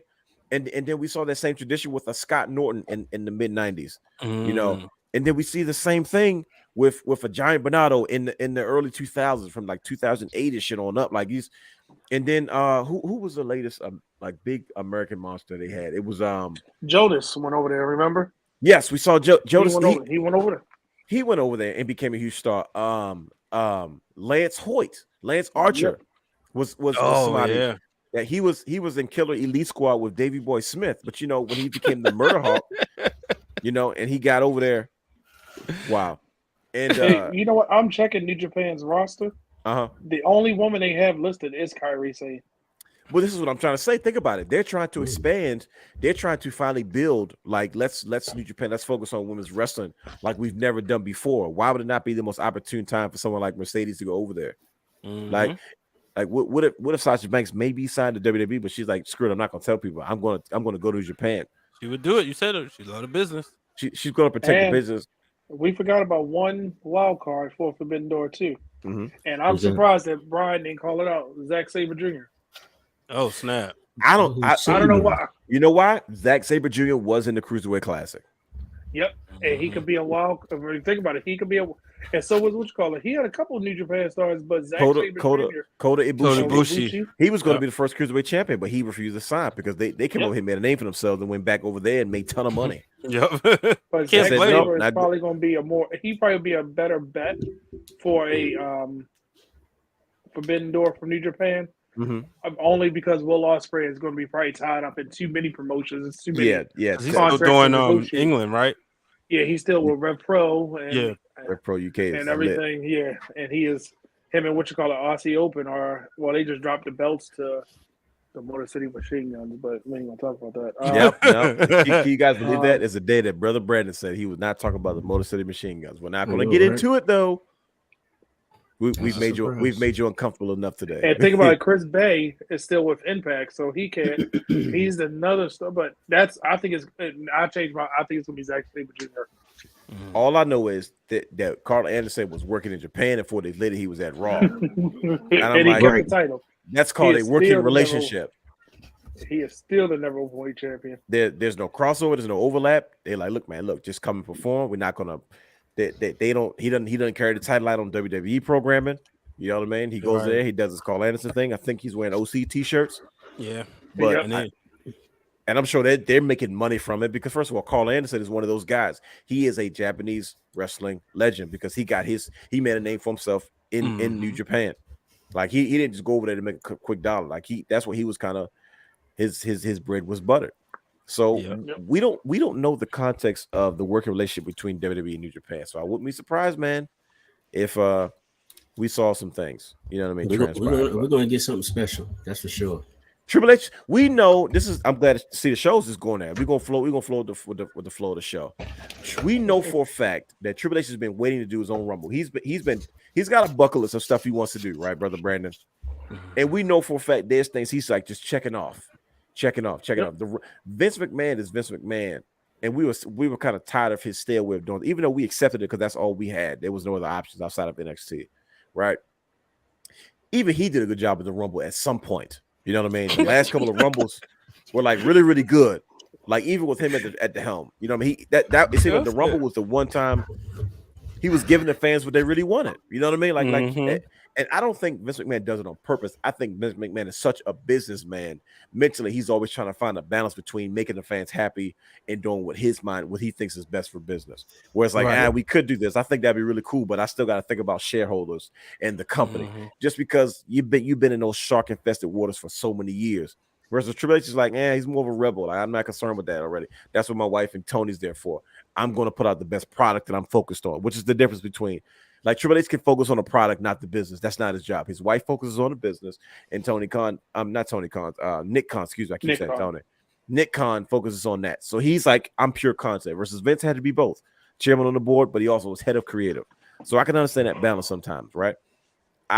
Triple H I believe he's going to show his tail off at this Royal Rumble. I don't know what he's going to do. I don't know what he can do. It may not be that serious, but I can only imagine. So everybody's excited for it, though. He's gotta do something to make a splash at this one. And to me, Triple H, what his Triple H does has not let us down yet. Brother Hugh, what I mean, are you excited for this year's Royal Rumble? This is Triple H's first Royal Rumble with his hands on it. Absolutely, man. Like you said, Triple H is the man right now. He's been giving us surprise after surprise after surprise. I didn't even think Bronson Reid was going to come back until the Royal Rumble, but I knew he was on his way back. He was a Shawn Michaels guy. I was like, but I thought they was gonna hold off until at least the Rumble. Me too. Me too. I did not think he was gonna come back to the main roster the way he did, but I agree with you. Right. I can tell you one thing though. We get our Edge return in a couple weeks. You know what I'm saying? Yeah, we just talked about that. You say, we're gonna get our Edge return for the 50th time, a new outfit, probably new hair. Give it to me. Give it to me. God dang, Edge. How much do you want, brother? This is the 7th time you didn't did this, man. Use the Brood music again, or some fire pyro, or the worst was the mask. The mask that's what did it for us. I said, why is he wearing a bootleg Rey Mysterio mask? But okay, all right. Bro, the worst was all of them fire vignettes just for him to show up, say I'm back. That's it. Hello. Right. You strung me along for 4 weeks just for that, just to say, hey, I'm back. I got a new outfit on. But he's gonna bring something special to the table. Like you said, this is his first Royal Rumble by himself. Right. In charge. Sure. Yep. At the helm. Rumors are that he's still got a lot of people that he wants to bring back. What? That he wants to sign. Who else? I have no idea. Hey, Matt Cardona. Matt Cardona gonna hit. I do not want to see him come back to WWE. I don't either. What? I'm enjoying everything he's doing outside of WWE. I do not want him to come back to WWE. Like, dude, why? You know why he has to come back? Because Chelsea Green. No, he needs the big one. You need somebody after the Cody Rhodes and Seth Rollins when they need a break. You need somebody that can be in the background and say, "Okay, I'm here." You need another underdog superstar story that you can tell once the Cody and the Seth, because Roman's going to take a break. I hate to say it, Brian Wyatt made a good point on his thing. That, not no time soon. Next year. No. I mean, I'm saying, yeah. No, next year. He said he needs a break. He's not giving. He's not giving up that money. He's gonna, like what Brian said. One of the scenarios might be, I did it all. Roman leaves the belts, and then he comes back in a year, and he comes back. Come on, that back Bret on the Hart top. booking. What You doing right. Bret Hart book? Who? That's you, Brian? Did you come up with that concept? Was that you? It was on one of his shows. No, we said what would be what would be worse. Okay. Yeah, besides him dropping it. I don't think he. But I'm just saying, I think you need a macro. You need more star power that can. Seth Rollins can't keep carrying Raw by itself. Right, but what do you think Matt Cardona is going to do as far as star power is concerned? Look what he's done on the Indies. I don't want it to end. I don't want it to end. You want him to keep doing, but what else can he do in the Indies? That's the problem. You see, I'm with you. What else can he do in it? The way he does his podcast, the content he puts out, it's completely free. When he was a WWE superstar, there was limitations. There was things he couldn't say, things he couldn't do. And it was just like, and then the way he has been since he's been free, I'm like, dude, I like Matt Cardona better than I like Zack Ryder. And you know the crazy part? Here's what I like about it, and we're gonna go down this rabbit hole for a second. Matt Cardona did exactly what Cody did, but on a higher level. A higher level? Are you sure? Because Cody did it, and then AEW happened. Yeah. Think about it. In the time frame he did it, he went to ROH, he went to Impact, and then ROH happened. It kind of stopped his momentum. It was like, damn, he really is a good star. He really is a superstar. And then it was like, okay, AEW. Matt Cardona was like, okay, watch what I'm going to do. Every promotion you can think of, he became the top guy. Yeah. Helped promote that brand. He still did his own thing, and he's putting on stellar.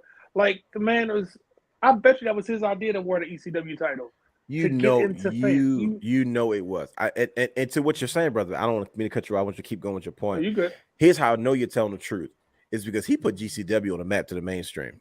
Yes. Like because all of a sudden you seeing Stephanie McMahon hanging out. I said, what the heck is she doing at a GCW show? And you got media coverage. Like what? They don't even go together. Like GCW's modern day is this generation's version of what ECW was going to be. Like they make this, like when the ECW died, that spirit never went anywhere. It just went into something else.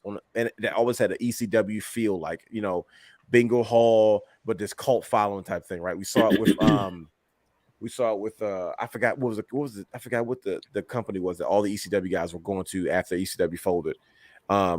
It was before season. It was something. Oh my God! Wrestling Society X. No. That was the MTV show. That was real. Yeah. That was it was. You're not talking about CZW. No. It was before CZW because Sabu was always going there. What's his name? Shane Douglas was always going there.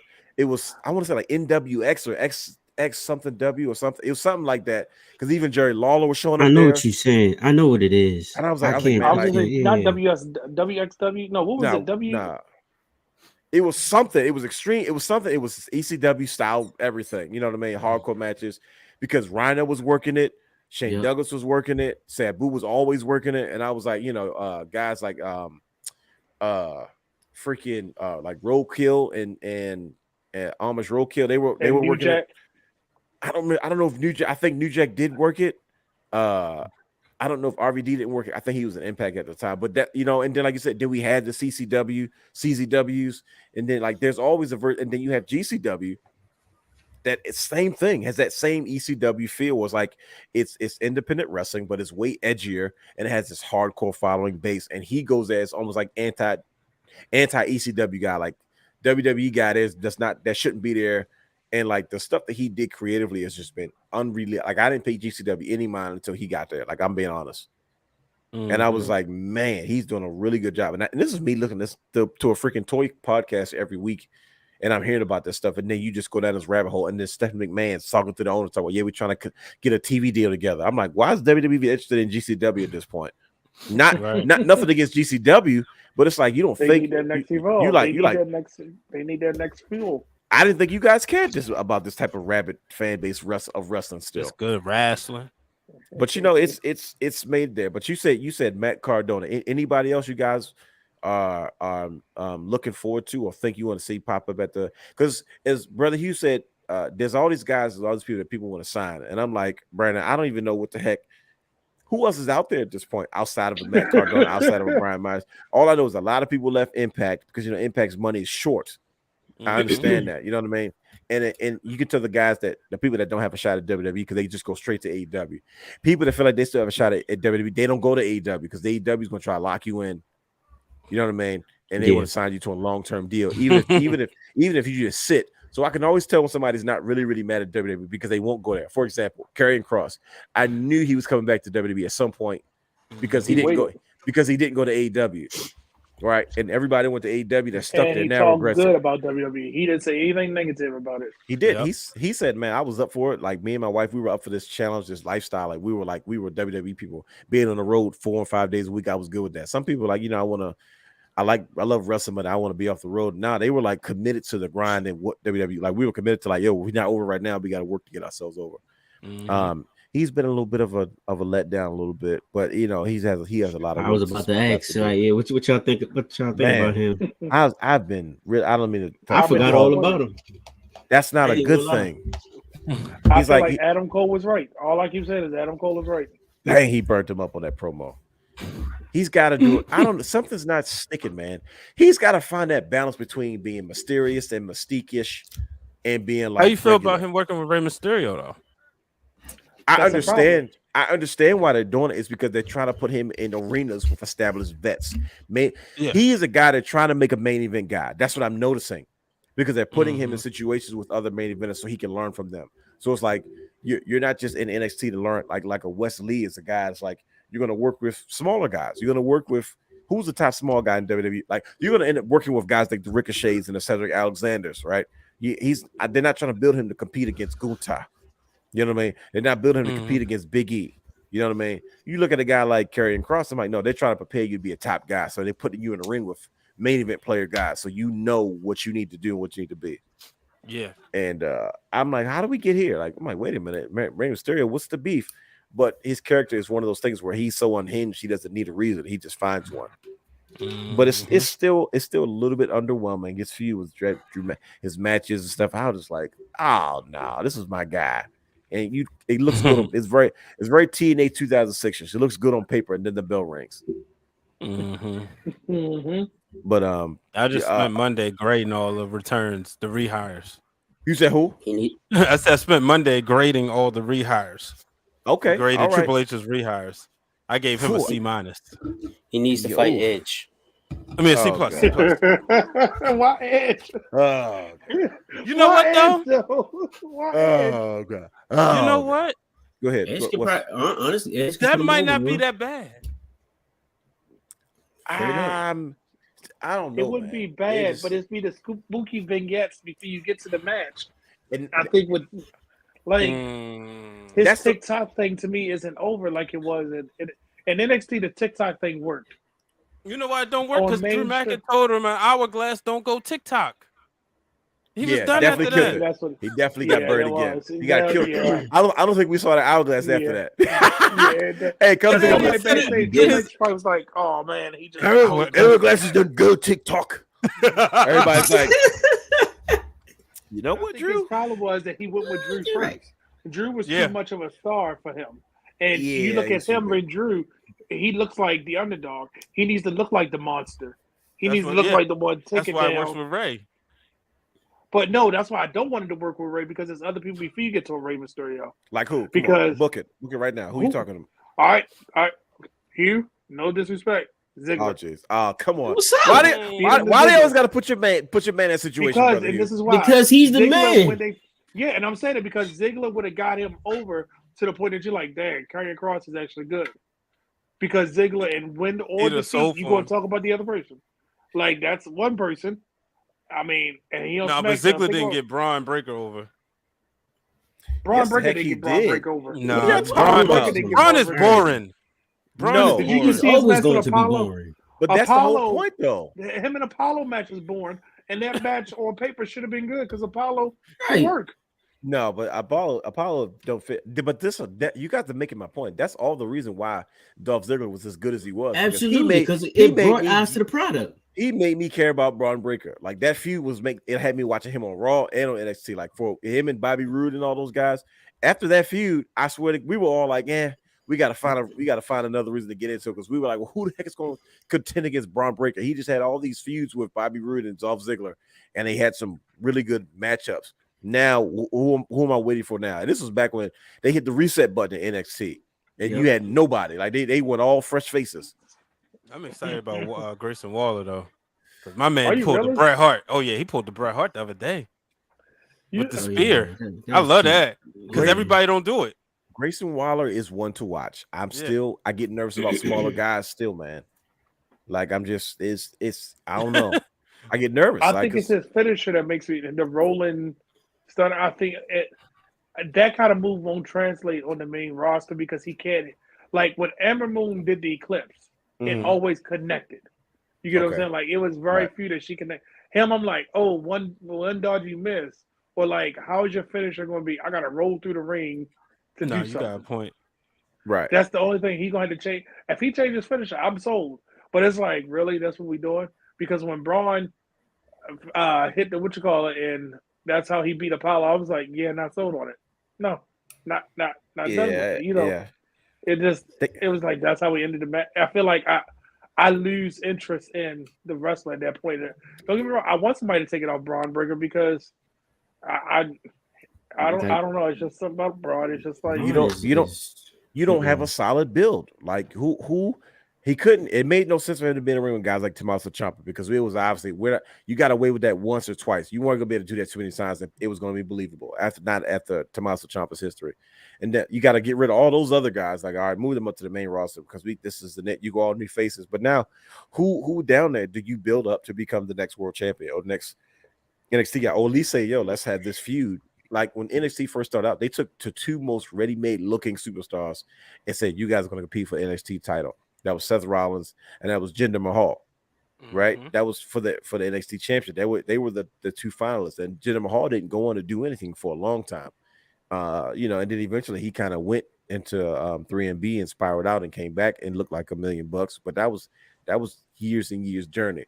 You look at NXT now, who is the one person they're going to – I appreciate all the characters and stuff you're building, but you have not built another world champion that says, oh, this guy – they're going to have a feud in NXT. Like when NXT Triple H got it and they had all the Indian international guys, like the matchups were endless. You had Sammy, you had Finn, you had Kenta, you had Rhino that came back who had experience working with a lot of these guys. You had Kevin Owens that eventually came in. You had Sami Zayn.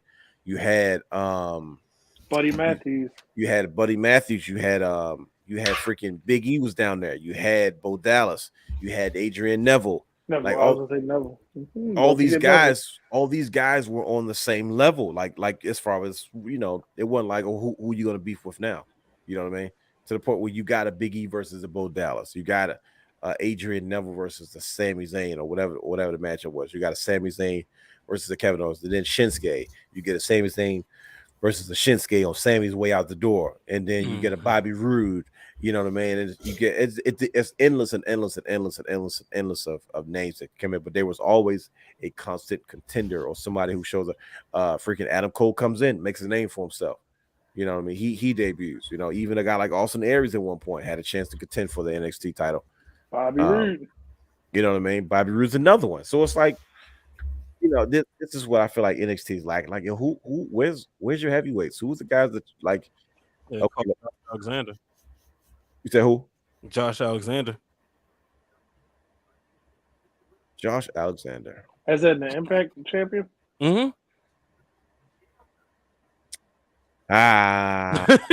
I'm Not trying. a fan. You already got him and Chad Gable. And that's what I'm saying. And You it's get what I'm like, saying? Like you already Yeah. got one of them. You got a Chad Gable. and that's You're the right. Like I not do. I being do. funny. And look what Chad Gable's spot is. He has an excellent spot, but he's not top guy. He's carved his way, but But this it's is too where good to he's be at. on NXT. Because Yeah. look at it, because his size. Let's just call it what it is. It's still Yeah. his size. Like they're not gonna be like if Yeah, you because he's smaller than Angle. somebody that size, you got to build him up to be a star. Right. But wait a minute, we forgot one thing. Mhm. I mean, we yanked him from NXT, gave him a taste of gold. Why Mhm. can't we sit him back and let him get the gold from Breaker? Who we talking about? You gave him a taste, and then you said, "Never mind, it was just for a photo op." Put this belt Oh, on just for a Solo. photo op. Solo. I don't mind Solo working double duty because I think that's where they were going to go at one point before they decided to make this whole bloodline thing permanent. Yeah. You know what I But mean? why not send him back to NXT? Take it from Breaker. Because then he's got to work. He's got to work And Florida. then he'll be on Raw and SmackDown with the belt, and then yep. I think it's going to be too Never much travel. Like the bloodline is too heavily featured. Because guess what? On them shows Yeah. where Roman's not featured, who's there? The gang, It's all He's of See them, how they yeah. look on Monday. That's exactly what they look bro. like. They That's look what they like do, bro. they look like hounds of justice. And that's what I'm On trying to say. They look like it was how we did Yo, it right. with the way they was coming from the side of the crowd and Bro. everything, and Yeah, it looked Roman like what said, Retribution was supposed to be. yeah, There bingo. you go. Yep. Roman not at the show, but said y'all gonna acknowledge the bloodline tonight. And every time they just kept disrupting everything, and I was like, "Yo, this is good." And I was like, And "That's what what did you Seth call say? hounds of justice." This What is did a Seth great say? segue. This Y'all is on a picked a fight rundown. with everybody but me. Y'all know better because Exactly. When, Yep. when Mhm. Seth said it was like you could tell your tribal chief, I was like, okay, Seth, this is why you carry your Monday Night Raw. There you go. are. I give him credit for it. He is. And he got the crowd eating out his hand. No, because as you like I said, it's a great segue because it's on the rundown. You know, we talk about the bloodline making their presence felt. It's one of those things where it's like, man, it's become its own entity, so you can't even send him down there to NXT because he's too big of a star. Mhm. Like the blood that there's nothing else for him to do in NXT. If you send him down to NXT in the middle of his development, you'll be doing NXT favor. He probably wouldn't benefit from it because you got to take away from what he's already doing now. And it's like, well, we don't need that because you're going to benefit more from running roughshod on Monday Night Raw while Reigns is not there. You know what I mean? Rather than beating Braun Breaker and becoming NXT champion, and now you got to sit there and carry that brand. Because now, how long do you keep it on him? Where do you go? You know, all these unanswered questions that you're going to get. But Because But guy yeah, at man. work actually had a good comment. He said, with Sami Zayn with all his hype, if he wins the Rumble, to swerve you, have him challenge for the NXT Championship, do a Charlotte Flair. And I actually looked twice. I said, hey, look, the New Day did it, so it ain't bad. So but I was like, do y'all really think Sammy is going to turn? No, it's too or hot. Are they going to turn? No, I'm saying because he's so hot. What's the next in Hot Shot Booking? What's the next thing for Sammy? He gonna Kevin come out with Owens. another catchphrase. He gonna come out. He gonna destroy. He needs to See that destroy shirt? Kevin Owens. Sami Zayn's going to show his range. He's been able to do everything. He's been a conspiracy theorist. He's been a sympathizer. Mhm. He's been nothing but a wrestler. No, He's no been the gimmick. crowd guy. He's been literally been a the people's face champion. of. Yep. He has range. He can do so much, man. But yeah, I mean, listen, only time will tell. But like I said, we got to move on to the main event of the show as we wrap this up. And this is a show gonna have to be changed to Forbidden Door or something. Yeah, we For got the- to for YouTube for the YouTubers. yeah, because this has just been it's been It's an a un- dope unbelievable- conversation. unbelievable conversation, man. And this is Shout out to y'all in the chat rocking with us tonight, man. Yeah, man, y'all, you guys are amazing. Like, if you join us in the chat, for those who are listening or watching, man, you guys play a very huge part of this conversation because this is like we just kind of hanging out, shooting the breeze, and you guys have much of a say so in regards to the comments that everybody else can see, and then sometimes it gets plugged into the show based off what we're talking about at the time. So we appreciate you guys listening and being a part of our show. Like, come be a part of the show is what we do. Mhm. But no, Taquan, no. oh, jeez. Wow. I No, don't we want don't my need bloodline that. breaking up. We don't want him. I just wanted Sammy to destroy KO in a match. I think they're going to get a one-on-one match at WrestleMania though, like That would be somehow, lovely. That would be lovely. and they're going to show their behinds. Mm-hmm. They're Yeah, gonna be like, because they bro. got one before, but it ain't the same. Aren't I they mean- 1-1 right now? In Are they 1-1? Hollywood. It's a good question. I I think mean, they're what you call I it? 'Cause thought Sammy KO beat the last one, didn't he? KO And- won. in a I one-on-one thought match. K- Sure wasn't Yeah. so. I thought they were 1-1. Yeah, I'm not sure. Might Who have to look knows? that up. Okay. Hey man, ask the producers. You know how to do on TV shows. Ask the producers. We'll find out when we get back from commercial break. But the producer is Brian H. He's sitting right there. I know, right? But yeah, man, this has been an excellent conversation. Let's kind of bring this on home, gentlemen. Ever since Extreme Rules, slightly before Extreme Rules, man, we've been getting these teasers. And one of the greatest things that happened to us as wrestling fans in professional wrestling was the return of Bray Wyatt. Mhm. And we have been slow walking this whole thing. That first, when you look at what we're watching now with Bray Wyatt, he was giving us an overture. Old classic movies have overtures in the beginning of the movies when they play in certain songs of the themes that you're going to encounter, you know, throughout the movie. It's something they do in plays where, you know, they kind of play these things and everybody has there's certain themes that play in the beginning. And so when you hear these themes, you got to pay attention. So when they pop up again, you recognize them. It's like, I'll give you an example. If you're watching Home Alone, when you listen to Home Alone, the 19, you hear an overture. You hear all the themes of the music you're going to hear throughout the movie at the very beginning. Another good one is Willy Wonka and the Chocolate Factory. It's a classic, but it's you hear all these themes that you're going to encounter in the movie. I feel the same way about the way they have booked Bray Wyatt. Even Stephanie McMahon she has openly said, no, we've hired somebody that specializes in horror to build this the correct way. It's unconventional. A lot of people feel like, well, this is getting stale. I'm tired of it, because wrestling fans are historically impatient when it comes to these things and they're looking for a payoff. And a lot of things have been happening. And I remember I was on Twitter and we've talked about it before, LA Knight's exchanges. I don't know how or LA Knight got that gig to be like, hey, kid, you're going to be the first one to work for Bray Wyatt. And it probably goes back to just what The Miz told him a long time ago in NXT. Like, dude, you have the ability to speak on this mic. You have the ability to take this stick and do something special. If you listen and you pay attention, you're going to have a career in this.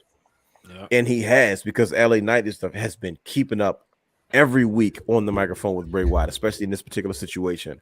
And he said, well, Realist, what are you talking about, this particular situation? It's like, well, Brother Hugh, at the end of the day, Bray Wyatt hasn't wrestled one bit, right? He is monologuing. He's telling the story. He's slow walking the same way he got us to go down that stupid rabbit hole. He had us looking at our car windshields and stuff like that. And, you know, cryptic videos and stuff we said we weren't going to do. We all freaking did it. If you look at the red eyes of the white rabbit, bro, this means like what? We did a whole show breaking down. I said, we must have been out of our freaking minds. Did a whole show breaking down all these Easter eggs and stuff that they sat back there and wrote, and we sit there trying to figure it out like we won't win a prize. Right, I'm sitting there watching shows like, what's that belt in his background? What's that belt right there? You gotta look right there in the background. Hey, I saw that on Alice in Wonderland. Right, we were wired. I was like, man, I'll never get that hopped up again. Like, we were like, man, wrestling's coming on. We gotta watch it. We can't miss anything. and we're seeing something similar with that, because we saw something. We're seeing this feud with Bray Wyatt and LA Knight kind of just take place, man. And they're doing a phenomenal job. And I know a lot of people like getting impatient with it, but I'm like, dude, the payoff's going to be unreal. LA Knight's doing an excellent job. And LA Knight is he's a new face, so it doesn't matter if he loses. You know what I mean? He doesn't get buried if he loses to Bray Wyatt first. He's having these exchanges with Bray Wyatt. He's having exchanges with Uncle Howdy. And Bray Wyatt is claiming innocence. He's claiming that there's a lot of things that he wants to do, that he's controlling, that he's controlling these urges that he has, that he says he wants nothing to do with, right? And then on the other side of the coin, brothers, Alexa Bliss. Man, Alexa Bliss, from the very beginning, when the Fiend returned, the first promo she showed, she was caught like dozing off. Not dozing off, excuse me, like staring off. And they were like, Alexa, she's like, oh yeah, no, I'm good. I'm here. Found it to be strange. Most recently, there's a lot of instances this is before anything's happened. When Alexa Bliss and Asuka and Bianca Belair were preparing for Survivor Series, Mm-hmm. there's these TV glitches behind her, and we're seeing this moth, upside down moth, the new logo for Bray Wyatt, and this whatever you can't even call it a character at this point, right? And we've been Right. seeing that week after week. She does the interviews, all of a sudden it's just blinking. This past week on Monday Night Raw, we saw the same thing. We saw Alexa Bliss sitting in a chair, and they jokingly said, "This is Alexa Bliss trying to give Bianca Belair her flowers." And this was the final straw. And I said, "Brothers, we got to sit and have this conversation." She was sitting there, not minding her business. She was saying what she was saying. Same thing. The camera glitches. You see that moth goes back. She grabs the vase with the roses in it, and she hits Bianca Belair over the head, knocking her out, and confusing because this is supposed to be one of those respectful feuds. I respect you, you respect me. I won a title shot. Let's do this.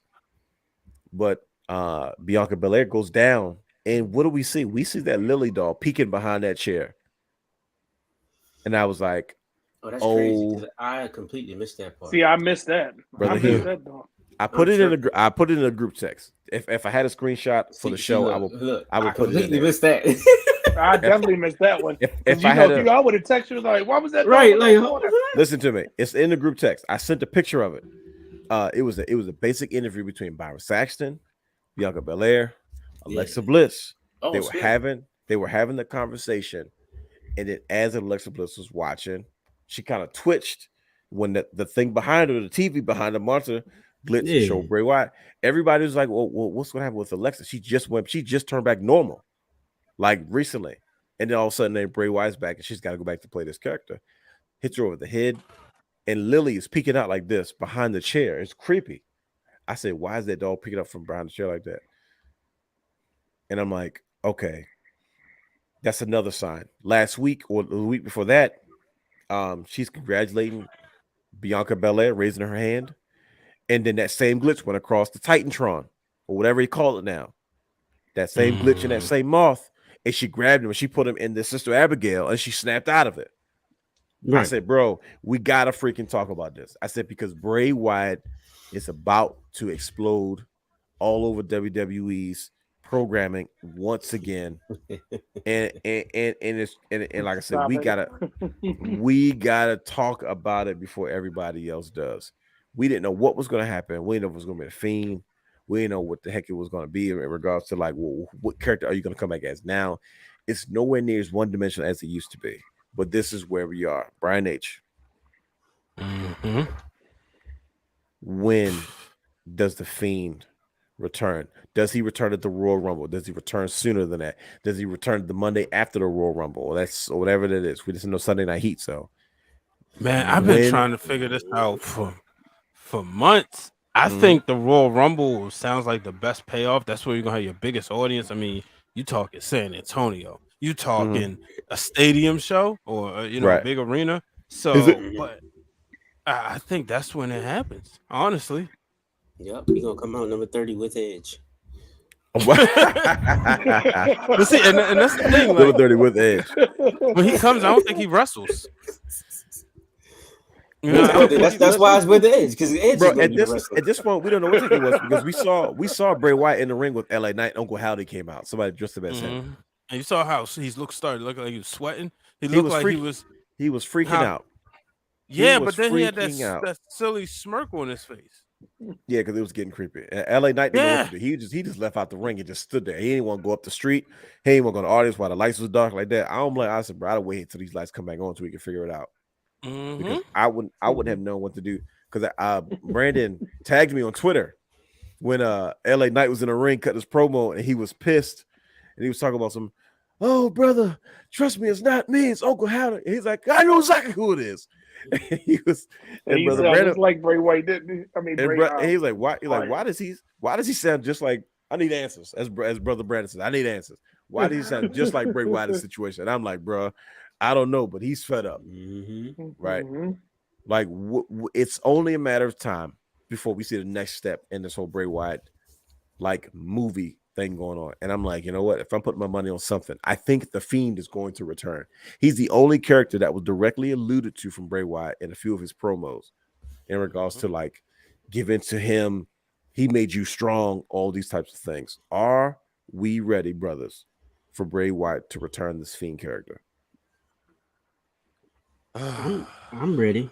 I just want to see Talk something to me. new. Okay, so what? You know Okay, what so I'm saying? I'm ready. I'm ready for the story to start. Coming forward. I want more out of it. sure. You know what I'm Let's saying? go there, brother Hugh. What more do you want to see, Brad? You a fan.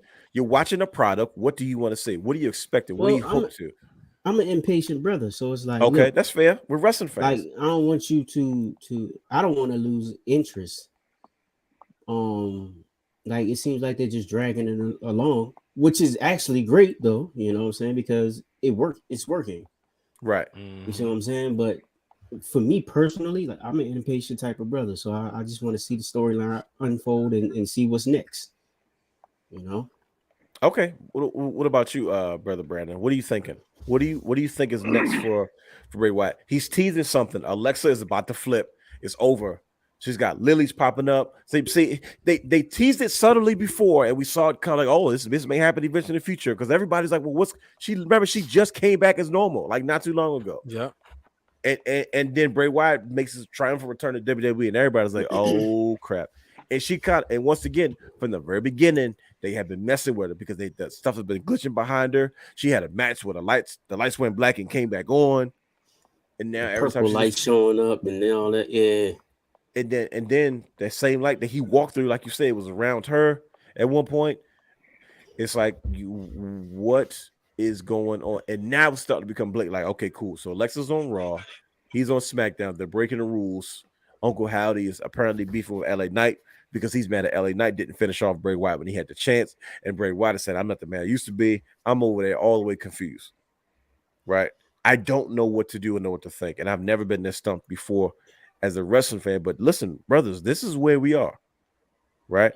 And I'm like, and I'm just like, what? This is something I've never experienced for on this deep of level. This is not a movie. This is not a television show. We're watching professional wrestling. And yet they got us on the hook like this. Brian H., are you ready and prepared for the Fiend to return? Or what exactly are you expecting from this version of Bray Wyatt and this character that he's kind of created? Man, you don't. I'm expecting something crazy. Okay, what's crazy? What's crazy to Brian H.? Let the people know.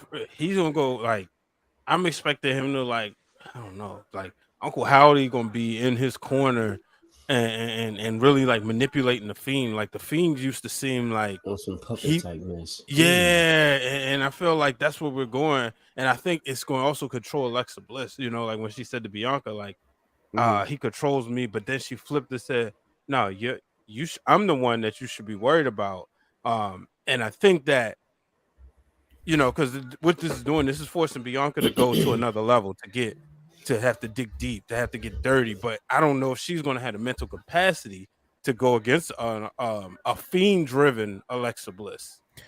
And now you look at, like, the Fiend always beats people to the point they return to something else, right? That's the reason why. Yeah. You looked at when he beat the Miz, he beat like Seth Rollins. That's why, like, Daniel Bryan cut his hair. Daniel Bryan. That's why it didn't make sense for him to beat Goldberg. As much as we hated it, like, what was Goldberg gonna go back to? You know, right? And now, you know, it's right.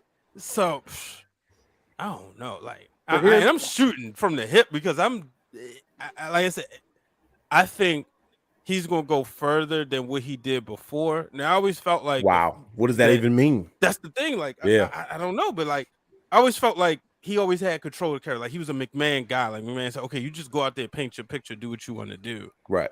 You know, Goldberg reversed to an NFL player. Wow, there you go. That was what before the Goldberg character was. Yeah, so this is gonna be something crazy. What about you, brother Brandon? I know you usually have your 2 cents when it comes to this stuff. I was taking my notes while y'all were talking. No, I say I knew it. I'm telling you, listen to me. This is a guy's professional. So, but you always offer a different perspective to these types of things, though. So, go ahead. I gotta appreciate Triple H and his dust for not treating us like we are, like something just didn't happen. Like that explanation that Alexa gave was real. It was she was like, look, I went through this, I went through that.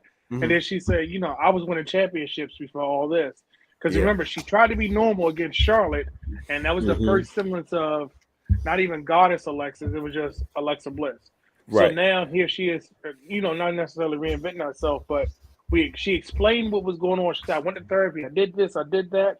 But at the end of the day, if you think back to when the Fiend debuted, you remember that moment watching it, it was something totally different. It was unique. We had all these Firefly Funhouse from Bray Wyatt saying, let him in, right?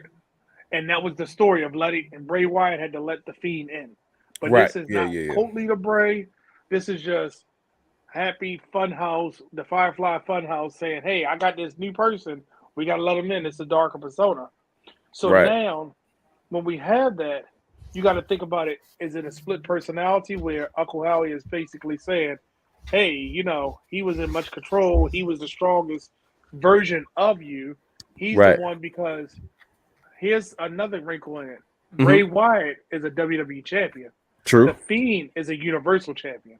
Oh, wow. Look at the duality. I didn't even catch that. Split personality, but also he was let go from budget cuts, right? Let's just look at the business standpoint, right? Right, yeah. The number one merchandise seller was cut from budget cuts, but now you shoving him in our face. Only merchandise we got from him is a T-shirt. When, if you look at the split personality again, Bray Wyatt had much more. The Fiend had much more merchandise than Bray, right? Yeah, absolutely. But what was one of the biggest things that the difference in Bray Wyatt and the Fiend and that interest, as in Bray Wyatt now and the Fiend before he was released? What was one big takeaway? Not take away all the makeup, just look at the entrance. It's one thing that was a pivotal point that I think is going to make a difference in what we see next. Because Bray Wyatt came back with a mask on. And he took the mask off and just blew his lantern out, right? He did. And that was his Fiend, literally debut, welcome back. But the Fiend had Bray Wyatt's head on a lantern. Because he was the best. He's the evil version of him. Like he killed off Bray. So now if Uncle Howdy is telling you, hey, bring back the Fiend, hey, this is who you need to be, or is he saying, who are you now? Because the Fiend was this, Bray Wyatt cult leader is this, and now you're saying this is the real me. This is somebody I've never been able to be portrayed. Right. Even things like his entrance music. Yeah. He's coming through the door like he's like, you know what, I'm back from that dark place. I'm me now. Do we hear the Let Me In song at one point? Right. What do you do? There's so many avenues because we might not even see the Fiend anymore. We might see that mask character that has been flashing because Bray Wyatt revealed that first. Right. I'm under this mask and I'm coming through this door. All these symbolisms he's been giving us. Right. The lantern on it. He came out with just a lantern, and it's a different lantern than when he was the cult leader, Bray, wasn't it? It was. It was. Yeah.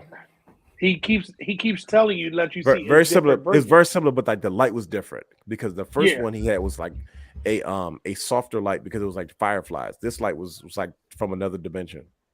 Yeah, like he came back from that. He's like, hey, because he said in his promo, this is the real me. This is somebody I've never got to show you. But then Uncle Howie like, yeah, okay, stop playing with us. Go back to who you're supposed to be. Yeah, and that's what and that's the accusation. Go ahead. Accusations. That's why I think Alexa is going to evolve this story because it was perfect that she won that match and she put her in that was the second time she tried to do Sister Abigail because the first time was in DC, wasn't it? Here when so it's like she been hitting at it, but when she did it, it was like, oh no, wait a minute, I'm trying to snap out of it. Here's the explanation. So now, if like Brian said, Bianca got to go to a different place to beat this. What Alexa Bliss are we going to get? Because Triple H is going to show you. I'm going to do it the right way. I'm going to show you how to do a build, and I'm going to show you how to make a new star with this character. Because it don't have to be Fiend Alexa. It ain't got to be black goo running down her face. Because when they came to Raw, and all she said was "He's here," she was just literally a side attraction to him. That's that Vince McMahon style of doing things where it's like it's not like it was just flat. It's one dimensional, just like you said. It wasn't like a China and Eddie where they were both stars, it was like there was no backstory to why she was the way that she was. Right. They gave it was just like a cheap Harley Quinn, you know, like Harley Quinn. This is, of course, Brother Brandon can appreciate this. Harley Quinn is known for going. First of all, Harley Quinn was a PhD. She was a psychologist or a psychiatrist, one or the other, and she was supposed to be like the Joker was supposed to be one of her case studies or one of her clients, and he got to her to the point where she fell in love with the villain. And she began to throw herself into who he was, which is how we get Harley Quinn. She let him in, and that's the whole point. And I think that was the story they were trying to tell. But it's like that was before. We've never seen them together in the Triple H era, but now it's like she recognizes that she has a backstory now. Before, like you said, you had a very good point. You said she was a sidekick, and that's very true. That's how she was treated. But this time is different. It's because she has a backstory now. From the very beginning, we're slowly but surely seeing a subtle but drastic changes about her behavior and how she's affected each time the screen fuzzes out and they show that moth logo, right? And every time she does something dark, she goes to that, and that's why I don't know if we necessarily see the Fiend, or do we see. Because, like, all right, for instance, here's a question. Royal Rumble happens. Bray is going to have a match against LA Knight. Do you need him in the Rumble? No. Yeah, kind of. You know what I'm saying? Yeah. You move on to his next feud. That the next feud is going to be, you could drag it out to WrestleMania. Right. You know what I mean? But with Alexa, let's call it what it is. You think she's going to win that title at Raw, or is that going to be her change that she's going to snap to tell the story to the Rumble? It could go either way. That's the crazy part about it all. You feel me? And because if you think about it, WrestleMania, we leading up to Bianca versus Rhea. That's probably going to be the Mania match. Without Rhea winning the Royal Rumble, it's going to be going to win the Rumble, go against Ronda. But Alexa can have that marquee match without even a title. I mean, what if we get Rhea and Beth Phoenix because they still have unfinished business at Mania? Maybe this is a one-off. Think about it. Maybe she doesn't win against Bianca Belair, but what if this is just an avenue to reintroduce her involvement with Bray Wyatt and take that to the next level? That's all about this. Yeah, because you know what I mean? Because go ahead, brother. Go ahead. I was about to say because remember in the interview or whatnot, she was just like she actually lied, and she definitely lied. Bray Wyatt left her, and we was like, nah, buddy. We were all there. Right. You popped out the box. You coming out your mouth. You did something to him, and y'all disappeared. So, so what's going on? Like, he didn't really leave you. He was there. So I'm just assuming that we're gonna get more of the backstory to everything between those two. And I'm gonna tell you how smart WWE is. What better way to get eyes on your women's championship match, but to add that extra wrinkle to it? You're already going to see these Titans kind of throw down, and now all of a sudden you add this whole Bray Wyatt stuff to it. Bray Wyatt's not even on Raw; he's on SmackDown. And I know we talked about this a few weeks ago of how Triple H is like not afraid to interweave the storylines together. Like it then like, okay, well, this is SmackDown, this is Raw. These storylines don't exist on your show, and these storylines don't exist on your show. Versus they're like, nah, man, these things may show up at any point in time. You know what I mean? So it's just like, man, I am. So where did Lily come from? Because I thought Lily was destroyed by someone. Charlotte ripped her up, didn't she? Yeah, she did. But, I thought it was somebody else after her because she had her during the what is it? The little skits with the psychiatrist. Yeah. When she was when she was trying to get, because she mentioned that in the interview, she was trying to get help. Right. She was trying to get therapy about it. The reason I'm asking is because I thought recently I've seen her within like the last couple of months. Where they had the big graphic or whatnot when she come out. Lily Doll is there. And then all of a sudden, you just stop seeing her altogether. And she stopped coming to the ring with her altogether. And then now, all of a sudden, she keeps popping up out of nowhere. And it's weird because it's not like you said. At one point, she was carrying Lily. Lily was kind of like a badge for her, cause she said, Lily didn't like me doing these things, but she would still talk about Lily in the third person. And I was like, okay, they're gonna run with this for a while now. But even then, like you said, she's carried to the ring.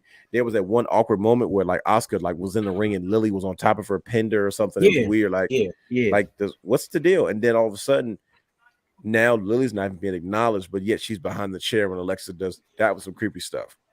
I was like, oh, this is going to be good because now, for me personally, I can't speak for you brothers, but I'm going to be looking for so many subtleties in that match. I don't know how I missed that. What group you said that? I didn't see it. I'm gonna send it to you guys. I'll send it to you guys. I don't know how I missed that. I'll send a video. I'll find it on the tube and send it to you guys because you'll send it to his other group chat. He probably did. No one, bro. No, you know what? I might have been on the airplane when I sent that. My jump probably didn't even go through. Oh yeah, that happens. As you said, airplane. Yeah, I was coming from Florida. Like as Ric Flair's on my TV. Oh wow, it's time. Woo! We're on the January 11th edition. That's how long the show been going. We're on the January 11th, 1999 edition. Oh wow, he done went a whole nother week. Yeah, I've seen the finger poker doom and all that.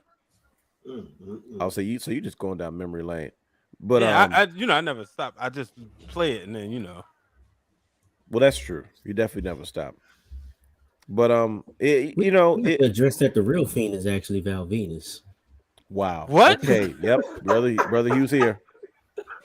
He's here. No, he said I'm sorry. He gonna come out with Edge at number 30. Oh, yo, you definitely said that. Like, yeah, my man Val Venus. Hey, I was watching old. I was watching the Wrestling Wrealm on Instagram. Hey, that's my man's though. That's my man's. I just sent the group text to the chat. Did you?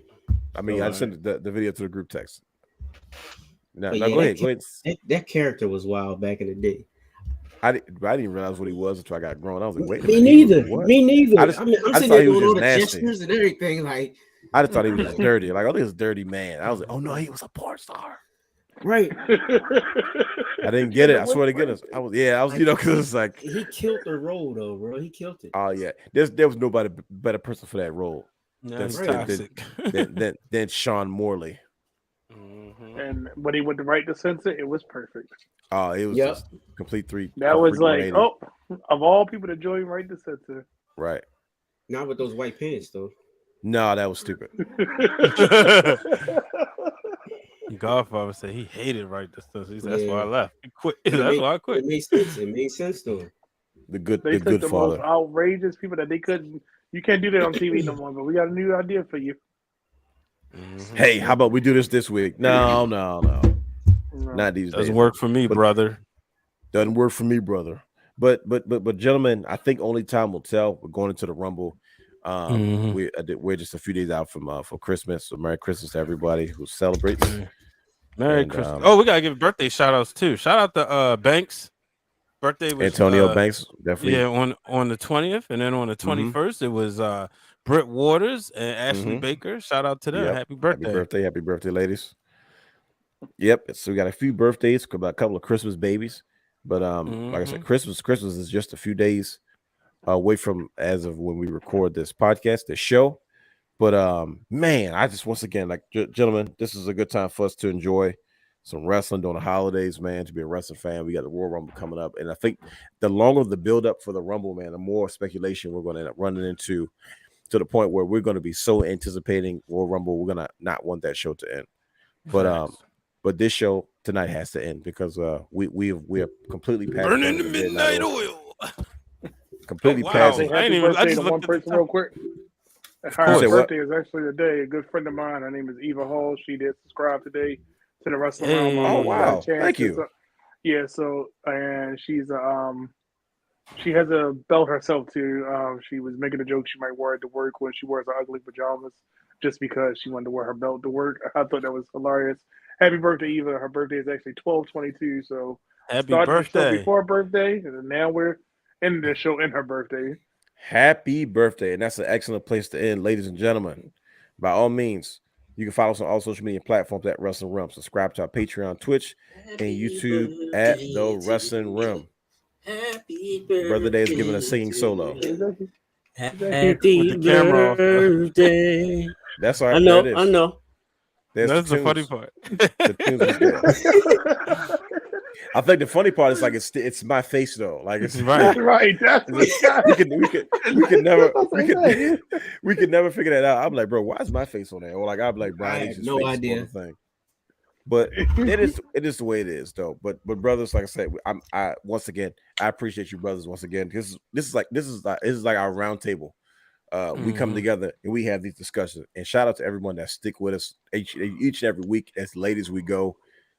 We know we are completely unreasonable when it comes to these times, man, but we have a good time and we pay for it, but it's worth it, man, to be where we are in our lives.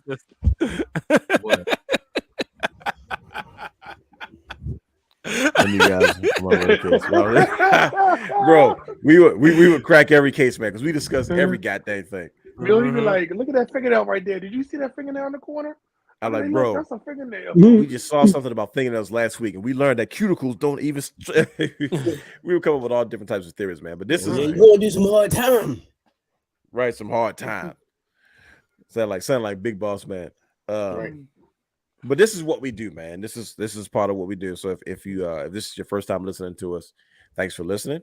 If this is not, welcome back again. We're gonna have many conversations coming up soon, man. We keep our eyes close and our fingers on the pulse of what's going on in the world of professional wrestling. So we're at it again, Brother Brandon, as usual, brother. We appreciate you joining us today and hanging out with us, man. When we got to have more than one opinion about certain situations and we need a new perspective, man. You're always there for us to kick in and help us figure these things out. This is what we do every day as it is, man. Appreciate you, Brother Hugh, for being able to jump in and give your 2 cents as always, bringing the best part about my brothers is everybody has such a different perspective to what we watch, and it's so much it's so much more easier to put these pieces together. You know what I mean? So we can get these bigger pictures, man. So I definitely appreciate you guys. That's right. Thank you, Brandon. There it is. He's got the strap right there. We're here next week. Next week gonna be a couple days before New Year's Eve, but we'll be here, right? Yeah, I don't see why not, man. We should be locked in, like I said. And cause I ain't gonna be doing nothing. Look at him. He always booking my dad a week, man. Look at that. He has your strap and his strap. Like, look at those belts. Those titles. Look at those things. I don't even want to call them belts. Those are titles. I don't even want to touch that. He's like the universal like Wrestling Wrealm champions. It's like right. We got regular world titles. He's got universal titles. That red one goes. Woo! It definitely pops. Especially, it definitely does. But So, you missed it. Dwayne's gonna borrow this one. Dwayne's gonna borrow this one if his is not if I can't get it into the repair shop. If it's not salvageable, man, we had a design flaw. It's going to be. I know it's. I'm determined to get it repaired. Somebody can do it, man. We just gotta find the right. Yeah, you gotta know find the right person. Yeah. I don't know how it happened. I put mine down and it popped up. Yours came like that in the mail, didn't it? Yeah, straight out of the plastic. I was mad. Yeah. I was like, Bro, I literally put mine down and picked it back up, and I was like, "Yo, what the heck happened? I didn't slam it or nothing. I don't know. Something must have hit it, but it is what it is." I'm sure she'll be back to in good form sooner rather than later, though. Oh yeah. Yeah, just keep me updated, brother, about how yours ended up being. Did you take it to Claude? Yeah. Okay. Okay. Everybody. On that note.